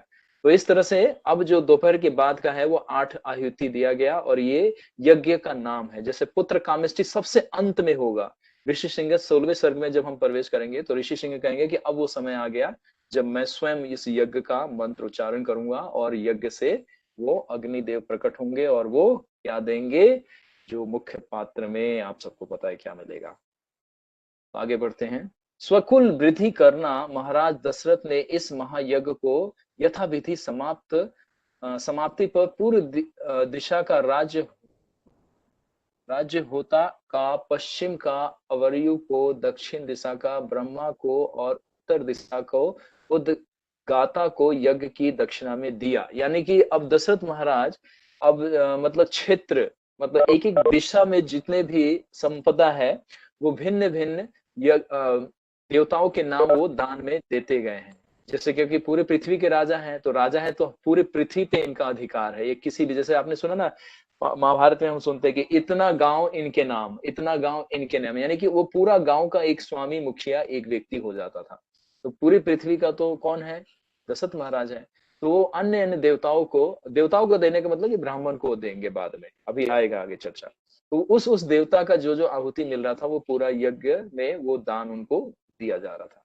स्वयंभू मनु ने जिस प्रकार अपने महायज्ञ में पूर्व काल में दक्षिणा दी थी, उसी प्रकार दशरथ जी ने इस यज्ञ को शास्त्रानुसार विधिवत समाप्त कर पुरुष श्रेष्ठ महाराज के ऋत्विजों और पृथ्वी पृथ्वी दान कर दी। ऋत्विजों को पृथ्वी दान कर दी, यानी कि जो जो क्षेत्र जिस जिसके एरिया में आता था उन ब्राह्मणों को महाराज दशरथ ने दान किया। उदाहरण दिया जाएगा जिस प्रकार स्वयंभू मनु सबसे पहले राजा हुए, है ना? आप ब्रह्मा, ये स्वयंभू मनु स्वयं ब्रह्मा जी हैं। तो स्वयंभू मनु जिस तरह से, क्योंकि स्वयंभू मनु के ही डायनेस्टी में सब लोग आ रहे हैं ना। ये कौन है स्वयंभू मनु, कौन है स्वयंभू मनु? स्वयं दशरथ जी भी बनते हैं बाद में। और स्वयंभू मनु इस प्रकृति के जब सृष्टि की रचना होती है उसमें भी स्वयंभू मनु और सत्यरूपा ही इस पूरी प्रकृति को विस्तार करते हैं। तो वही स्वयंभू मनु सत्यरूपा आप लोगों को कथा में पता चल चुका है। तो दशरथ महाराज, तो ये उदाहरण दिया जा रहा है यहाँ पे। अब वही स्वयंभू मनु स्वयं दशरथ महाराज ही हैं। तो बता रहे कि इस तरह से दान दिया उन लोगों को। जब दशरथ ने अपने राज्य की सारी भूमि यज्ञ कराने वाले ब्राह्मणों को दे दी, तब ब्राह्मण निष्पाप महाराज दशरथ से बोले कि हे नरनाथ, इस भूमि की रक्षा तो आप ही कर सकते हैं, ना तो हमें भूमि की आवश्यकता है और ना हम इसका पालन ही करने में समर्थ है, क्योंकि हम लोग वेद पाठ में लगे रहते हैं, अर्थात हमें जमींदारी या राज्य के झंझट में पड़ने की फुर्सत नहीं है। तो आप तो हमें इस भूमि दान के बदले, है ना, अन्य वस्तुएं दे सकते हैं। जैसे गौ आप दान दे सकते हैं और चाहे तो अन्य हमारी आवश्यक की वस्तुएं हमें दे सकते हैं। तो हम भूमि लेकर क्या करेंगे, है ना? वेद परायण ब्राह्मणों के वचन, ये उनके वचन और उनके अध्ययन ये उनके धन्य है। मतलब धन का मतलब क्या है कि देखिए कितने ईमानदार ब्राह्मण है। आजकल के अगर किसी अन्य ब्राह्मण को मिल जाए, आप उसको थोड़ा सा धन दिखा दे तो लालची होता है, वो कहता है ये भी दे दो वो भी दे दो सब दे दो, क्योंकि बाद में आप मिलोगे नहीं, हम पूरे जीवन का एक बार ही एफडी करा ले आपसे। तो इससे उसका लालचपन का पता चलता है। लेकिन यहाँ पे देखिए ब्राह्मण को दान दे रहे हैं, वो तो मना कर रहे हैं।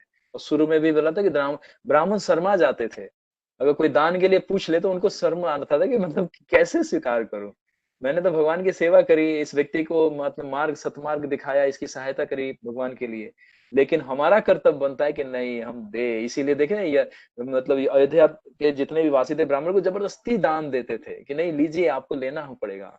तो ये प्रीति पूर्वक एक्सचेंज होता था, वो मना करते थे फिर भी देना चाहिए, है ना? तो ये हम लोगों का कर्तव्य है, जितने भी हम लोग हाउस होल्ड है, जितने भी हम ग्रस्त हैं, सन्यासी ब्रह्मचारी और जो भगवान की सेवा में पूरी तरह समर्पित है, उसको देख रेख करना चाहिए, जो भी आवश्यक वस्तु है उनको प्रदान करना चाहिए। तो ये शास्त्र का विधि है, हम लोग अपने लिए नहीं बता रहे, ये शास्त्र का विधि है, इसी से हमारा शुद्धिकरण होता है। तो यहाँ पे जब वो दे रहे हैं पूरा यज्ञ, पूरा भूमि दान दे रहे हैं, मतलब पूरे पृथ्वी मंडल में जो जो एरिया खाली पड़ा है, जो जो उपजाऊ है, जहाँ पे कृषि पालन हो सकता है, गौ पालन, तो ब्राह्मणों को प्रसन्न होकर उनको दे रहे हैं। लेकिन ब्राह्मण ले नहीं रहे, कह रहे हैं कि हमें आभूषण, सोने चांदी ये सब किस कार्य के, हम तो वेद पारंगत है, हम लोग वेदों में, हमारा वेद का जो ज्ञान है ये हमारा धन है। तो वास्तव में ब्राह्मण का और भक्त का क्या है, भागवतम भगवत गीता उसका पूरा जीवन का धन है। तो हम सारे वैष्णव भक्तों का क्या होना चाहिए, धन, बहुत सारा पैसा बैंक बैलेंस में इकट्ठा नहीं करना चाहिए, उतना कि जितना जीवन अच्छे से चल जाए और कोई कष्ट ना हो, बस। और बाकी धन कौन सा इकट्ठा करना चाहिए, भागवतम और भगवत गीता का, भगवान का कथा का, हरि नाम जप का धन इकट्ठा करना चाहिए। गोलोके रे प्रेमा धन, हरि नाम संकीर्तन। गोलोक के प्रेमा धन, गोलोक का प्रेम धन कौन सा है, भगवान का नाम जप करना। तो यानी कि हमारे को ये इकट्ठा करना चाहिए अपने जीवन में, यही जाएगा हमारे साथ, और कोई धन नहीं जाने वाला, ना गाड़ी, ना बंगला, ना कोई नेम, ना कोई फेम। 10 दिन लोग फोटो लगा के उस पे आपको हार चढ़ाते हैं, उसके बाद कोई नहीं पूछता। तो कोई भी मतलब उस नेम फेम का क्या फायदा जो लोग आपको भूल जाएं, तो टेम्परेरी है।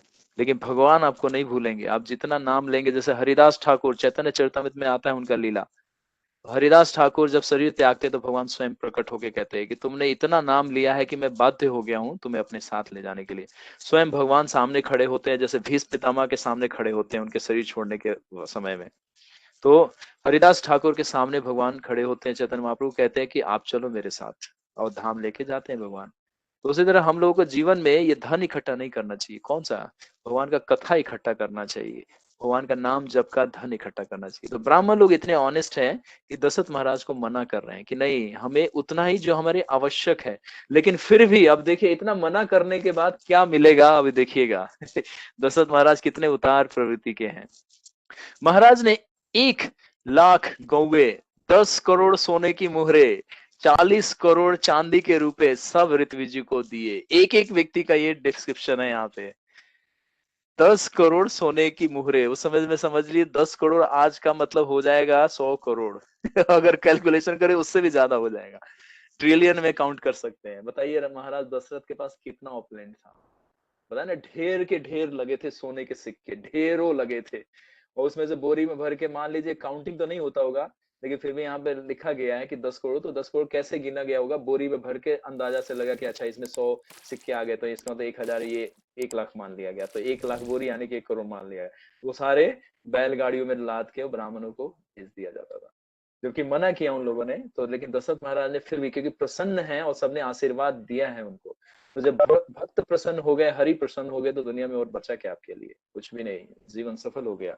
तो यहाँ पे उनको महाराज ने अपनी प्रसन्नता से 1 लाख गौवे बछड़ों के साथ जो दूध देने वाली है, 10 करोड़ सोने की सिक्के की मोहरे, और 40 करोड़ चांदी के रुपए, यानी कि वो भी मोहरे हैं गोल, पहले भी मोहरे होती थी इस तरह से, ऋत्विजों को दिए, जो आए थे यज्ञ करने उनको दिया। ये एक का डिस्क्रिप्शन है। अब सोचिए लाखों लोग होंगे तो सबको कितना मिला होगा।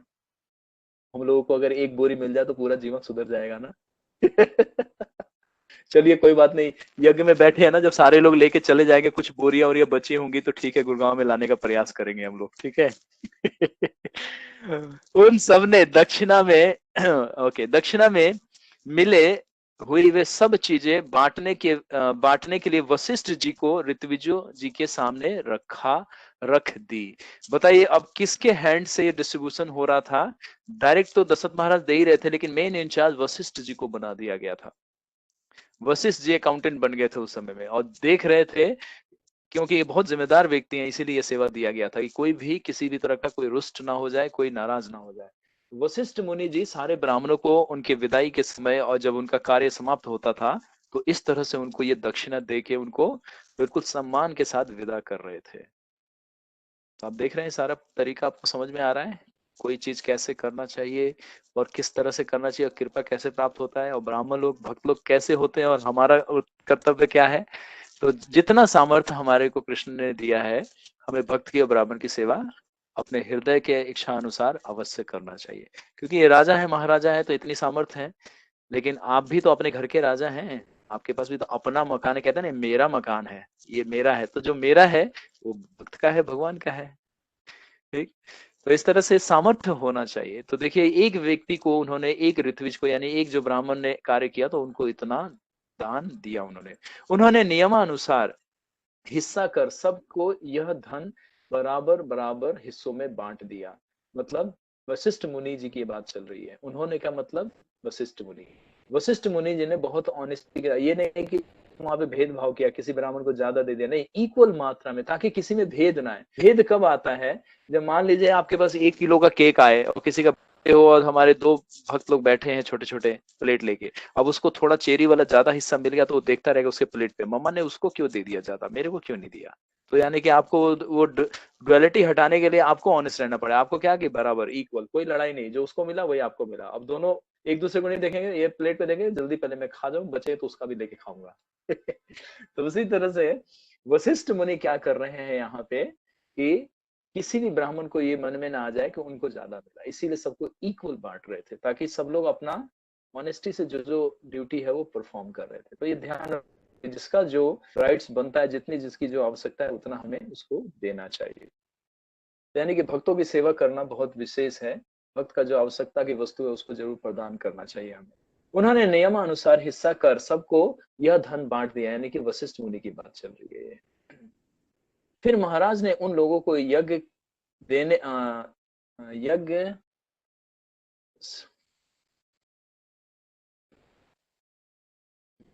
फिर महाराज ने उन लोगों को जो यज्ञ देखने आए थे, जो यज्ञ में पार्टिसिपेट नहीं किए थे, जो मतलब राजा महाराजा के साथ जो सेवक लोग आए थे या जो अन्य राज्यों से आए होंगे, है ना, उनको भी जाम्बूनद के सोने के कई करोड़ मोहरे अन्य ब्राह्मणों को दी। जो अन्य ब्राह्मण जो पार्टिसिपेट नहीं किए थे, एज ए गेस्ट, जैसे विजिटर आए थे, जैसे मंदिर में हमारे बहुत लोग जो भक्त नहीं होते दर्शन के, चलो आज मंदिर में कुछ प्रोग्राम चला, चलो देख ले, तो हम लोग उनको भी प्रसाद दे देते हैं ना, बैठा के कहते हैं रुकिए जाइएगा नहीं, प्रसाद खा के जाइए। तो वहां पे भी कई करोड़, क्योंकि ब्राह्मण लोग थे, तो वशिष्ठ मुनि जी ने उनको भी मतलब हजारों की संख्या में, लाखों की संख्या में उनको भी उपहार के रूप में सोने के मुहरे, यानी कि जो सिक्के होंगे, कॉइन्स, उनको भी उपहार के रूप में दिया। मतलब हर एक व्यक्ति प्रसन्न होके गया है, कोई भी व्यक्ति रुष्ट होके नहीं गया। तो ये देखिए कितना ध्यान रखना चाहिए। मैंने बताया था कि आउट ऑफ 10 प्रिंसिपल में से एक प्राइम प्रिंसिपल चल रहा है यहाँ पे। आप में से किसी ने नहीं बताया, आई होप कि लास्ट में मुझे कोई बता सकता है कि कौन सा प्रिंसिपल की हम चर्चा करते हैं। और अंतरात्मा गौरदास जी का 10 प्रिंसिपल में से एक प्रिंसिपल यहाँ पे हम 2 दिन से सुन रहे हैं बड़े अच्छे से, और इसको अप्लाई कर दे तो सोचिए कोई भी आपका एनिमी नहीं बचेगा, यहाँ पे सब आपसे प्रेम करेंगे। लेकिन फिर भी सावधानी से, क्योंकि कलयुग है, ज्यादातर लोग द्वेषी हैं, ज्यादातर लोग आपसे गलत भाव रखते हैं। तदंतर महाराज दशरथ ने एक दरिद्र भिक्षुक को देखा और उसके मांगने पे अपने हाथ का गहना उतार कर दे दिया। वहीं पे खड़े, मतलब कोई एक व्यक्ति गरीब था, दरिद्र मतलब शूद्र से भी नीचे जो होते हैं, मतलब उस वैसे आप ये समझिए कि वहां पे कोई दरिद्र नहीं है, लेकिन यहाँ पे भाव से बताया जा रहा है कि मतलब कोई व्यक्ति वहां पे खड़ा था, वो महाराज दशरथ की तरफ मतलब करुणा की दृष्टि से देखे जा रहा था। तो महाराज दशरथ इतने प्रसन्न थे कि उसकी तरफ दृष्टिपात किए और अपने हाथ का कंगन निकाल के उसको उपहार के रूप में दे दिया, और वो व्यक्ति प्रसन्न हो गया।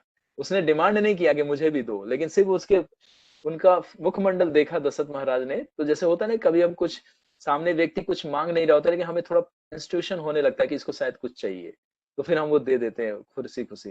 जैसे बच्चे लोग देखते हैं कुछ खाने पीने का सामान होता है, पेरेंट्स खा रहे होते हैं, बच्चे आके खड़े हो जाते हैं देखते रहते हैं हमें भी मिलेगा, लेकिन बोल नहीं पाते तो कोई पेरेंट्स खुद ही कहते हैं लो ये लो खाओ, तुम भी खाओ, तो दे देते हैं उसको भी, तो खुश हो जाता है बच्चा, वाह। तो यानी कि वो सोचे नहीं थे कि मिल जाएगा मुझे भी, वो खाली देख रहे होते हैं भाव से। तो उसी तरह से यहाँ पे जो एक दरिद्र भिक्षुक थे, वो दशरथ महाराज को देखे जा रहे थे बार बार। तो दशरथ महाराज इतने प्रसन्न थे कि तुरंत अपना मतलब कंगन उतारा और उनको, कड़ा होता है, पहले राजा महाराजा लोग सोने के उसमें मणि जड़े होते थे, तो उतार के उन्होंने अपना कड़ा ही दे दिया उनको।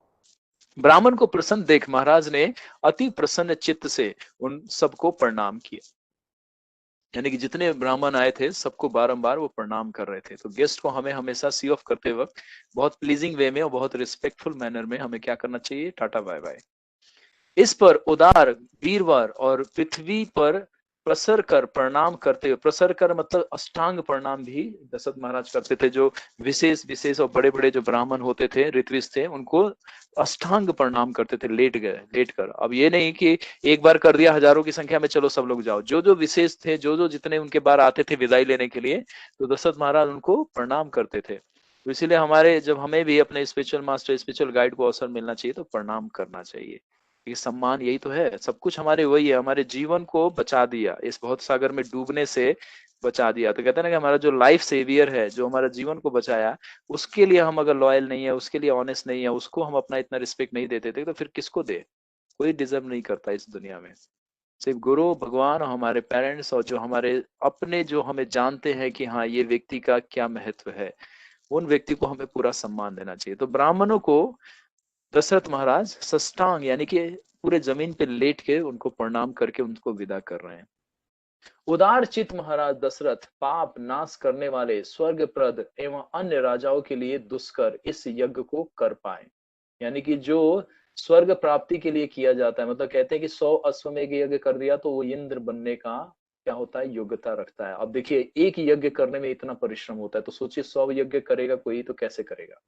तो बता रहे कि ये दुष्कर यज्ञ था, देवताओं के लिए भी दुष्कर होता है, और बड़े से बड़े राजा इसको करने के लिए बारंबार प्रयत्न करते हैं, बट परंतु असफल होते हैं। और उस यज्ञ को दशरथ महाराज ने ब्राह्मणों के आशीर्वाद से कर दिया, यानी कि भक्त जब आपको कृपा दे दे तो बड़ा से बड़ा कठिन कार्य भी सरल हो जाएगा।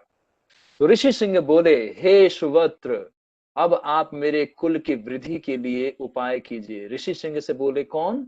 दशरथ जी, कि अब ये सारा कार्य हो गया, लेकिन जो अब अल्टीमेट जो था, है ना, पुत्र कामेष्टि यज्ञ, अब आपकी बारी है। तो इस प्रकार से इति चतुर्दश सर्ग, यहाँ पे क्या है कि 14वां जो सर्ग है समाप्त हो रहा है, ये बात उनका लास्ट है।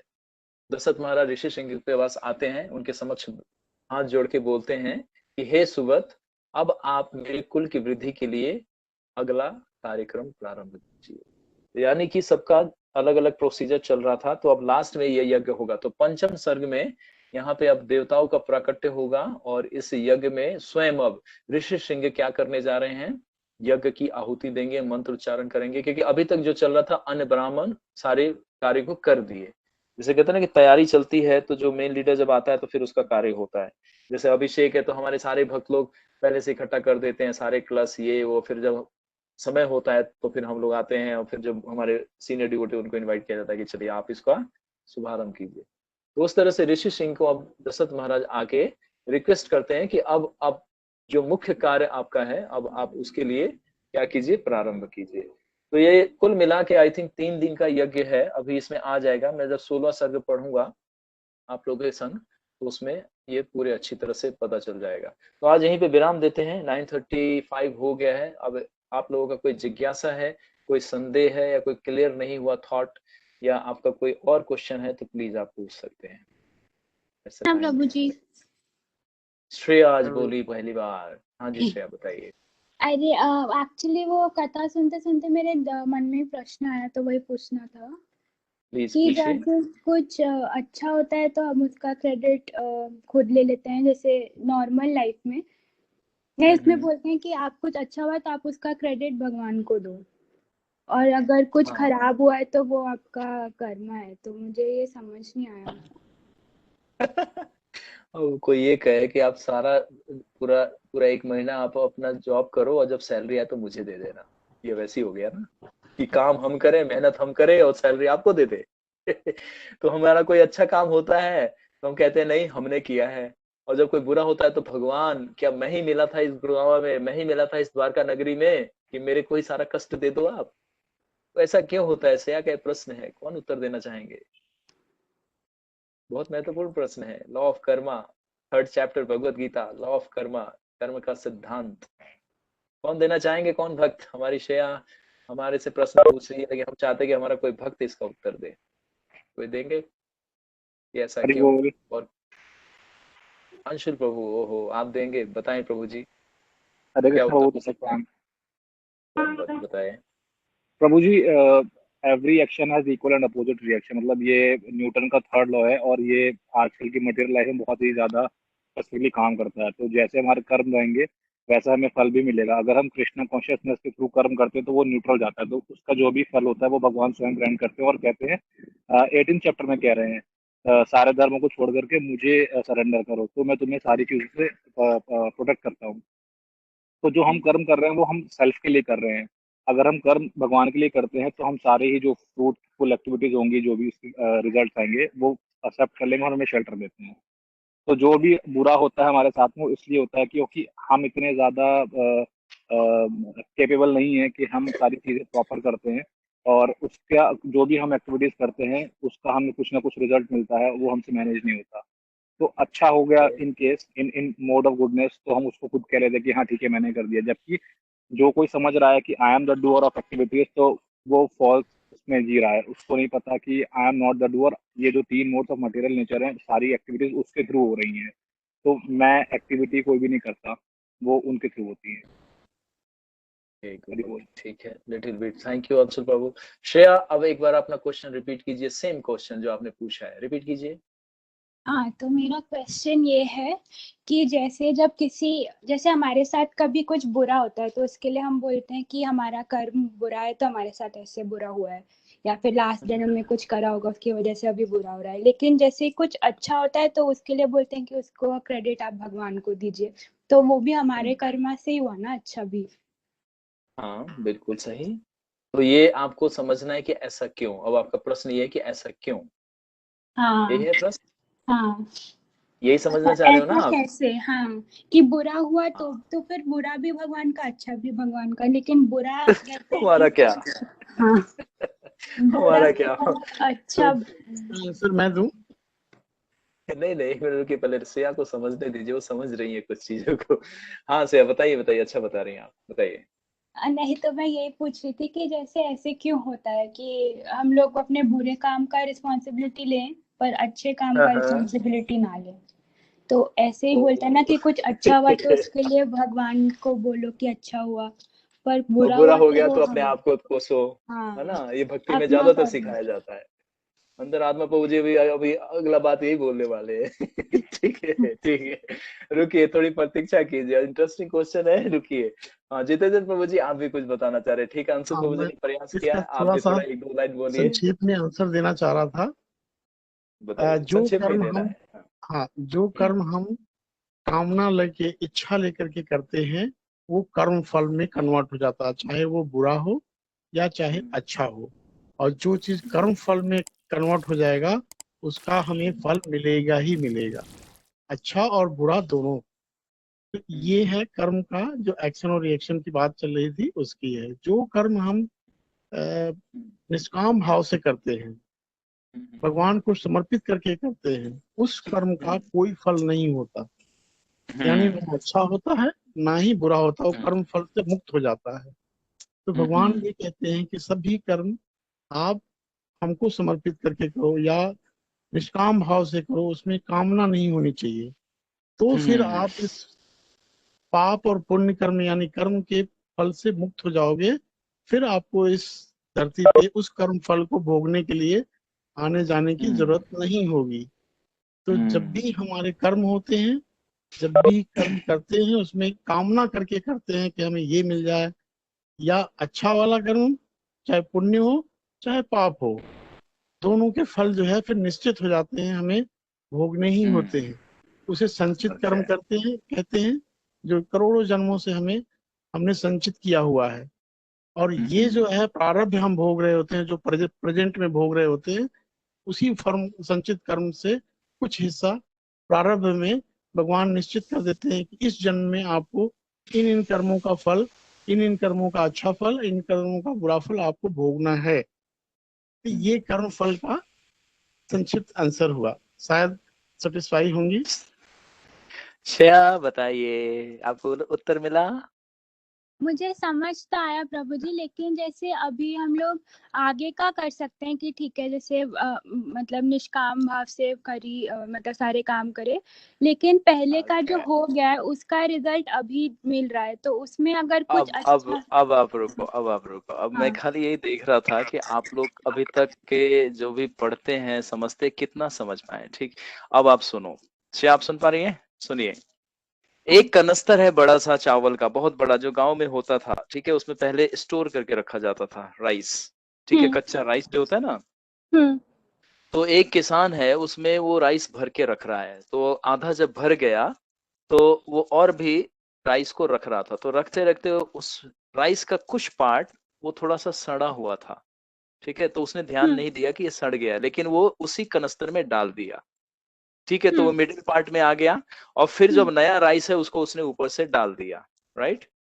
तो किसान ने क्या किया, दोनों तरह के राइस को उसमें उस कनस्तर में बंद करके रख दिया। और देखा होगा कि आपने नीचे से ड्रॉ करने के लिए, जैसे टैप होता है ना टंकी में, जो जैसे हम विस्लरी का या डिस्पेंसर से पानी निकालते तो नीचे टैप होता है, तो वहां से हम करते तो पानी वहां से ड्रॉ होता है, गिरता है ना नीचे की तरफ। तो ऐसे बड़े बड़े कनस्तर होते थे, टीन के, स्टील के या पीतल के या तांबे के हो सकते हैं। तो उसमें तो किसान जब राइस को नीचे से ड्रॉ करता है पर डे के हिसाब से, तो कुछ दिनों के बाद बड़ा अच्छा अच्छा राइस निकल रहा था। निकलते निकलते फिर वो 10-12 दिन के बाद क्या देखता है, ये सड़ा राइस कहाँ से आ गया। ठीक है, अब वो कह रहा है मैंने तो डाला था अच्छा राइस, ये सड़ा राइस कहाँ से आया। उसको समझ में नहीं आया। तो आप बताओ उत्तर क्या है, वो राइस वो क्यों सड़ा निकल रहा है, उसने तो अच्छा राइस डाला था। उसने ध्यान नहीं दिया कि उसके अंदर सड़ा तो हुआ था। अब आप समझो कि जो अच्छा या बुरा, सबसे पहले कर्म का सिद्धांत, मैंने आपको शुरू में ये आंसर दिया, कर्म का सिद्धांत का प्रश्न है। तीसरा चैप्टर आप अच्छे से पढ़िएगा अब विशेषकर, और फिर भी नहीं होगा फिर हम आपको व्यक्तिगत रूप से बताएंगे प्रश्न। तो उसमें कर्म के सिद्धांत में कर्म, अकर्म और विकर्म, कर्म और विकर्म जो होता है इसका परिणाम निश्चित है मिलेगा, एकदम निश्चित है मिलेगा। और अकर्म में क्या है कि अकर्म में एक सकाम है एक निष्काम है। तो सकाम में आपके ऊपर छोड़ा जाएगा कि आप इस काम को करना, इसका रिजल्ट लेना चाहते हो या नहीं लेना चाहते हो। और एक हो गया निष्काम दूसरा, जो कि आप बिल्कुल भी लेते ही नहीं हो। और इस स्टेज को बोलते हैं भगवान के लिए कार्य करना, यानी कि कोई भी रिजल्ट लिया नहीं, वो कार्य करके हमने भगवान को अर्पण किया, इसका कोई भी रिटर्न हमें नहीं मिलता। रिटर्न क्या मिलता है, कृष्ण आपको वापस मिल जाते हैं। जो हमारे लाइफ से कृष्ण अब्सेंस हो गए, खो गए, वही वापस मिल जाते हैं इस स्टेज पे। तो इसको समझो, थोड़ा सा ध्यान से सुनना, आपको समझ में आ जाएगा। कर्म और विकर्म का रिजल्ट निश्चित होता है, वो मिलता है, राइट। और अकर्म जो होता है, अकर्म का मतलब होता है उसमें दो सेक्शन होते हैं। अकर्म में भी दो होता है, एक तो काम ही नहीं करना, जैसे अर्जुन ने बोला मैं कोई काम ही नहीं करूंगा तो कोई पाप नहीं होगा मेरे से, लेकिन वो भी एक तरह का पाप है, उसका भी रिजल्ट बहुत सीवियर मिलता है और बहुत बुरी तरह से मिलता है।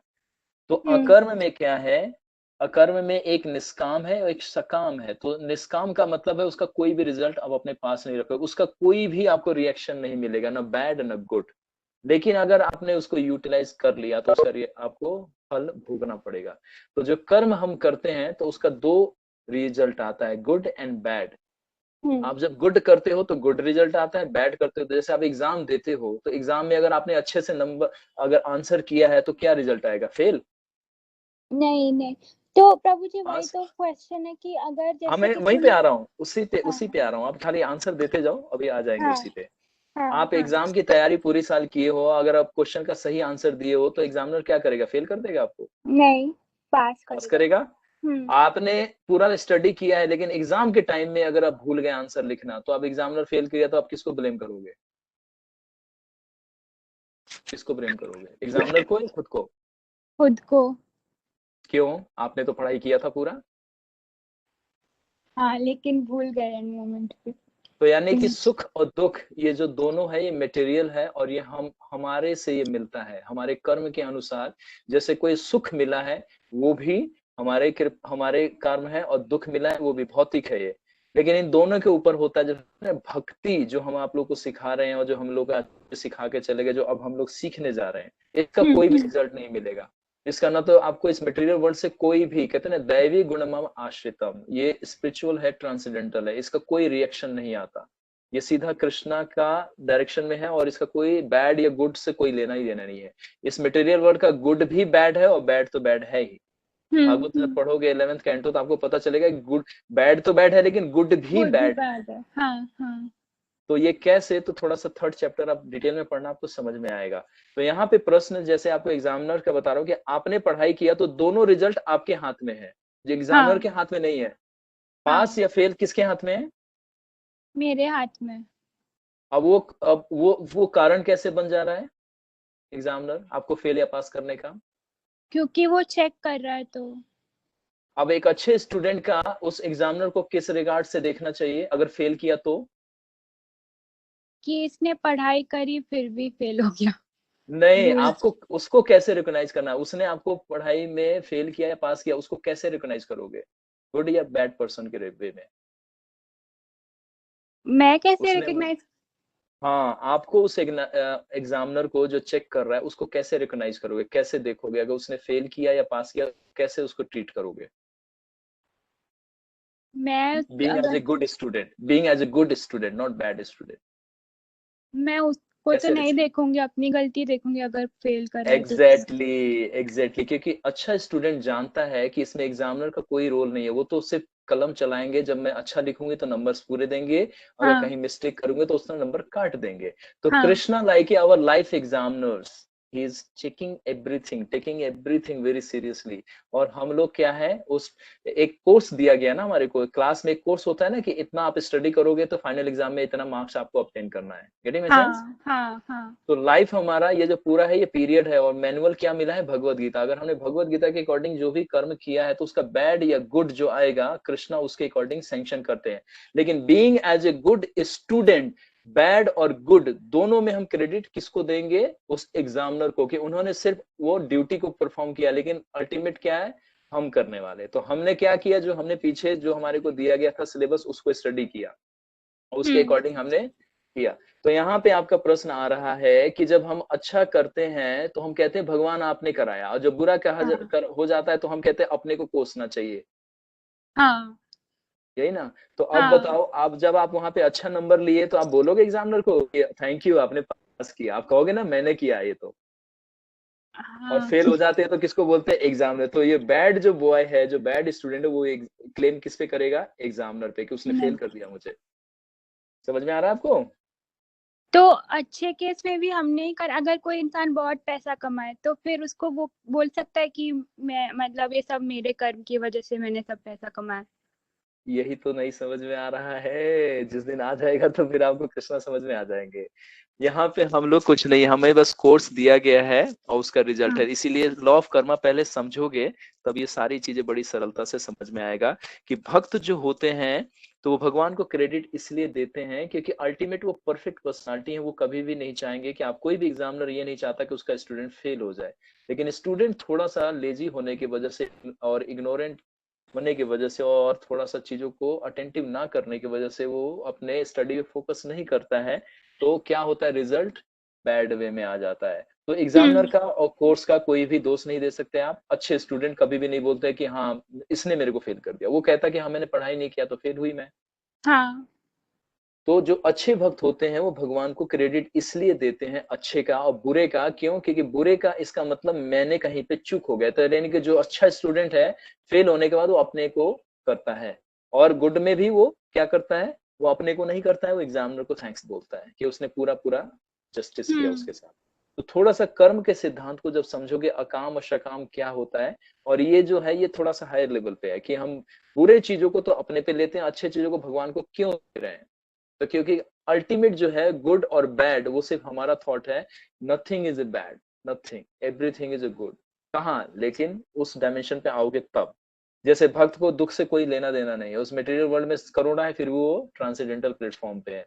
और कोई डेथ कर जाए तो भी ट्रांसेंडेंटल प्लेटफॉर्म पे। और कॉमन व्यक्ति के लिए डेथ बहुत पावरफुल है, उसके लिए बहुत दुख का बात है। क्योंकि उसको कंप्लीट नॉलेज है कि डेथ तो होता नहीं है ना, डेथ तो होता ही नहीं है। बॉडी चेंज होता है, soul goes to the another body after death, he leaves one body and enter in another body, right? हाँ तो उसी हाँ तरह से गुड और बैड जो कर्मा है उसका हमारे से और भगवान से कोई लेना देना नहीं है। वो हमारा ही कर्मा है जो अच्छे या बैड के फॉर्म में आता है। तो लेकिन क्रेडिट कृष्णा को इसलिए देना चाहिए क्योंकि वो बैड कर्मा करने का भी जो था वो सामर्थ्य हमारा था, और अच्छा करने का भी। तो दोनों का रिजल्ट कृष्णा ही अल्टीमेट। इसीलिए ब्रह्मा जी क्या बोलते हैं? सर्व कारण कारणम, आदि अनादिर गोविंद सर्व कारण कारणम। बिगिनिंग और एंड, बैड और गुड, सबका रिजल्ट कौन देखता है? कृष्णा। तो क्रेडिट अच्छा, हमें पेरेंट्स को कभी भी बच्चे कहेंगे कि आपने मेरे को नहीं पढ़ाया, पेरेंट्स तो पढ़ा रहे लेकिन बच्चे ही नहीं पढ़े तो क्या किया जाए? समझ गई तो एक्चुअली मैं। पेरेंट्स का नहीं। तो इसी तरह से अच्छा चीज को हमें दूसरों को, क्योंकि ये एक जेंटल पर्सन का अच्छा क्वालिटी है। अब अयोध्या में देखो हर एक कोई एक दूसरे को ग्लोरीफाई कर रहा था। कोई ये नहीं करता तेरी आंख टेढ़ी है तुम देख मेरी आंखें अच्छी है, नहीं, उसमें कहते थे आपकी ब्यूटीफुल आईज है। समझ रहे हो आप? तो ग्लोरीफाई करना it's a sign of a good person, a good heart and a good thought and a good consciousness. और बैड को हाँ अपने को करना, because this is a sign of humility, this is a sign of humbleness. आप विनम्र हो तो अपने आप को कभी प्रूव नहीं करोगे। जैसे Arjuna always wanted to improve and Karna wanted to prove. तो this is a quite different personality and different in a consciousness. दोनों आर्चर थे, ग्रेट आर्चर थे, लेकिन एक को हम लोग आइडियल मानते हैं और दूसरे को नहीं मानते। तो क्यों? क्योंकि एक क्रेडिट खुद लेना चाहता था और एक क्रेडिट दूसरे को देना चाहता था। तो अर्जुन देते थे क्रेडिट और कर्ण क्या करते थे? क्रेडिट को स्नैच करते थे, छीनते थे। समझ अब मुझे बताओ, आपको अच्छा बनना है या बुरा बनना? अच्छा बनना। तो अच्छा बनना है तो हर चीज को अच्छा अच्छा देखना पड़ेगा, हाँ हर चीज को अच्छा अच्छा देना पड़ेगा, हाँ हाँ हर चीज को अच्छा अच्छा कहना पड़ेगा। हाँ। तो बुरा जो है वो हमारे को अपने में, क्योंकि इम्प्रूव हमें करना है, दूसरों को नहीं। तो इसीलिए जो कुछ भी अच्छा हो तो हमें दूसरों को, अपने पेरेंट्स को, अपने स्पिरिचुअल मास्टर को और कृष्णा को देना चाहिए। और बैड है तो इसका मतलब हमने कहीं पे कोई गलती की है। जिस तरह से बिगनिंग में आपको एग्जांपल दिया कि किसान उस चावल को रखते हुए उसने ये ध्यान देना भूल गया कि सड़ा हुआ भी चावल साथ में रख रहा है वो अनजाने में। क्योंकि कोई भी बैड इंटेंशनली तो नहीं करता, अनजाने में होता है या इग्नोरेंस में होता है। जितना भी हम गलत कार्य करते हैं ड्यू टू इग्नोरेंस। इसीलिए भगवत गीता पढ़ना चाहिए और भागवत पढ़ना चाहिए और कथा सुनना चाहिए, ताकि हमें गुड और बैड का क्या हो, पहचान हो। ठीक है। इसीलिए भागवत में बताया जाता है कि बैड बैड है और गुड भी बैड है। कब तक? जब तक आपको पता नहीं है कि गुड बैड है। हाँ ठीक है, है। आपको इसका हाँ मैं पूरा श्लोक का ना आपको पर्पट बाद में भेजूंगा, आप पढ़ना। प्रभुपा जी बताते हैं कि bad is a bad, good also bad in this material world, nothing is a good. लेकिन जो गुड आप समझ रहे हो वो ऑलरेडी बैड है। Because of we are in ignorance, we are not able to identify कि what is a good, what is a bad. Clear now? हाँ प्रभु तो जी इस क्लियर है। हाँ, अब आपको कर्म का सिद्धांत पकड़ने के लिए, ये बहुत कॉम्प्लिकेटेड है, बहुत लोगों को समझ में नहीं आता, और जो एक्सप्लेन भी करता है वो भी कभी कभी थोड़ा सा टायर्ड हो जाता है। कृष्णा भी कहते हैं don't try to understand Arjuna this law of karma, just move forward. Next question please. ठीक है ठीक है, प्रभु बहुत जी। कॉम्प्लिकेटेड है, लॉ ऑफ कर्मा जो है बहुत कॉम्प्लिकेटेड है। इसीलिए आपको बेसिक अंडरस्टैंडिंग से यही समझना है कि जो थर्ड चैप्टर में कृष्णा बोलते हैं कुछ भी करो, यत करो से यदस्नासी यजज होसी ददासी यत यत तपस्यासी कौन्तेया तद कुरु सुमद अर्पणा। जो भी करते हो मुझसे कनेक्ट कर दो, आई विल टेक केयर। कहते हैं ना कि अगर फेल भी हो पास भी हो, टीचर को जाके बता दो, टीचर अपने आप देख लेगा। वो देखता है कि बच्चा थोड़ा कमजोर है, वो प्रोमोट कर देगा आपको। 33 कहेगा तो कहेगा चलो 50 कर दिया मैंने आपका, खुश, हैप्पी।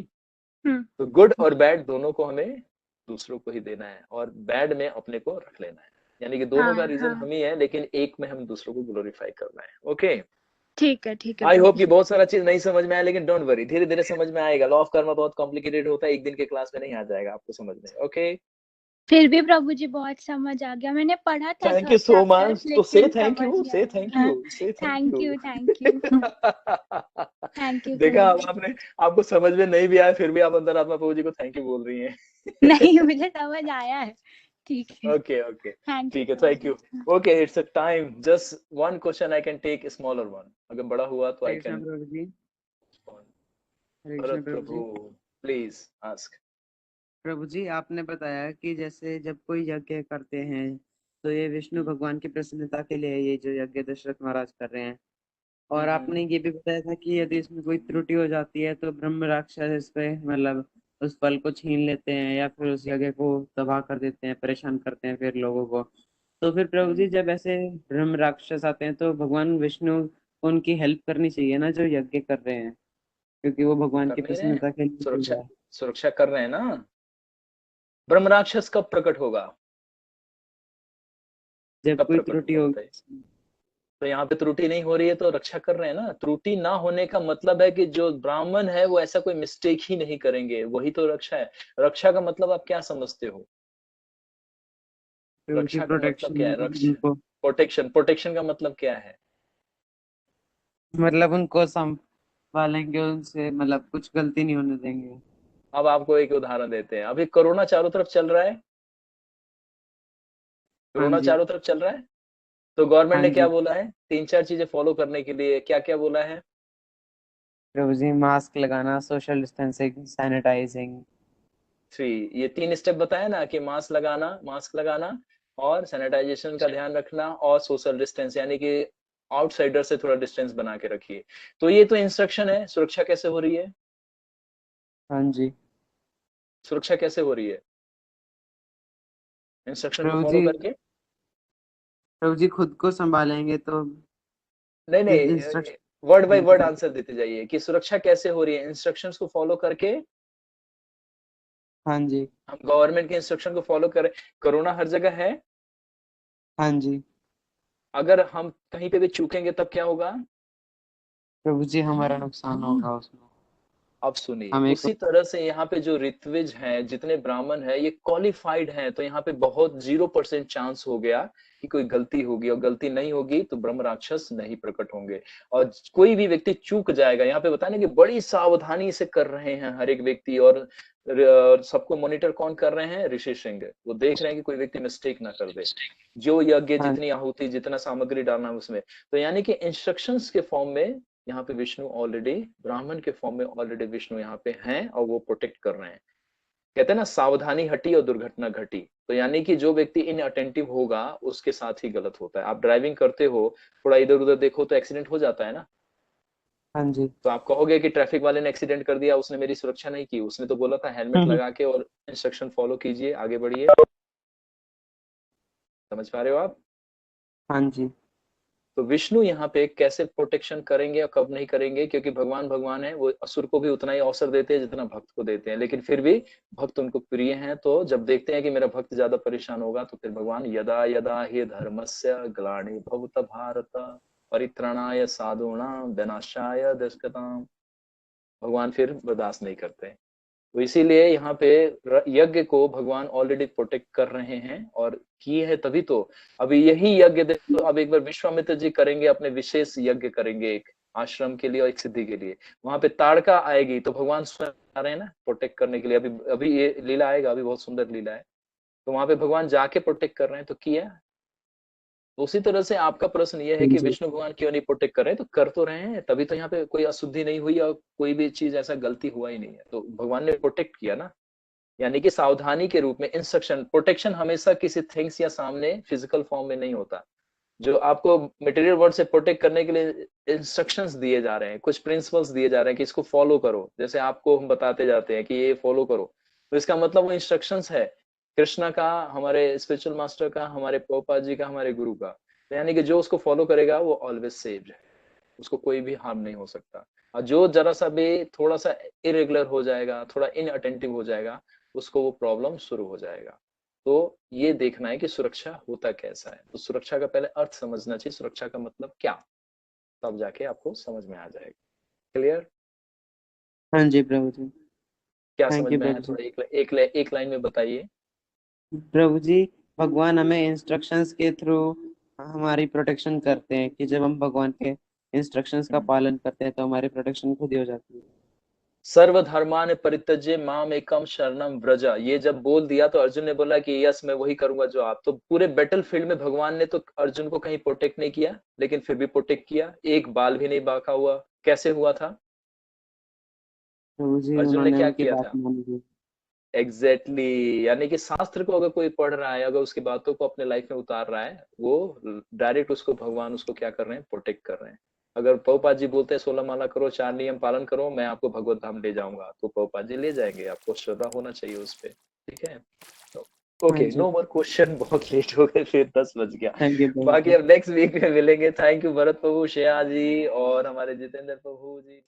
ठीक, तो फिर अगले हफ्ते में ये कथा आगे बढ़ाते हैं। Thank you very much. Shri Shri Radha Shyam सुंदर की जय, श्री श्री सीताराम लक्ष्मण भक्त हनुमान की जय, श्री प्रभुपाद की जय, गौड़ भक्तजन की जय। Thank you very much everybody. Rest कीजिए, अपना ध्यान रखिए। हरे कृष्णा प्रभु जी।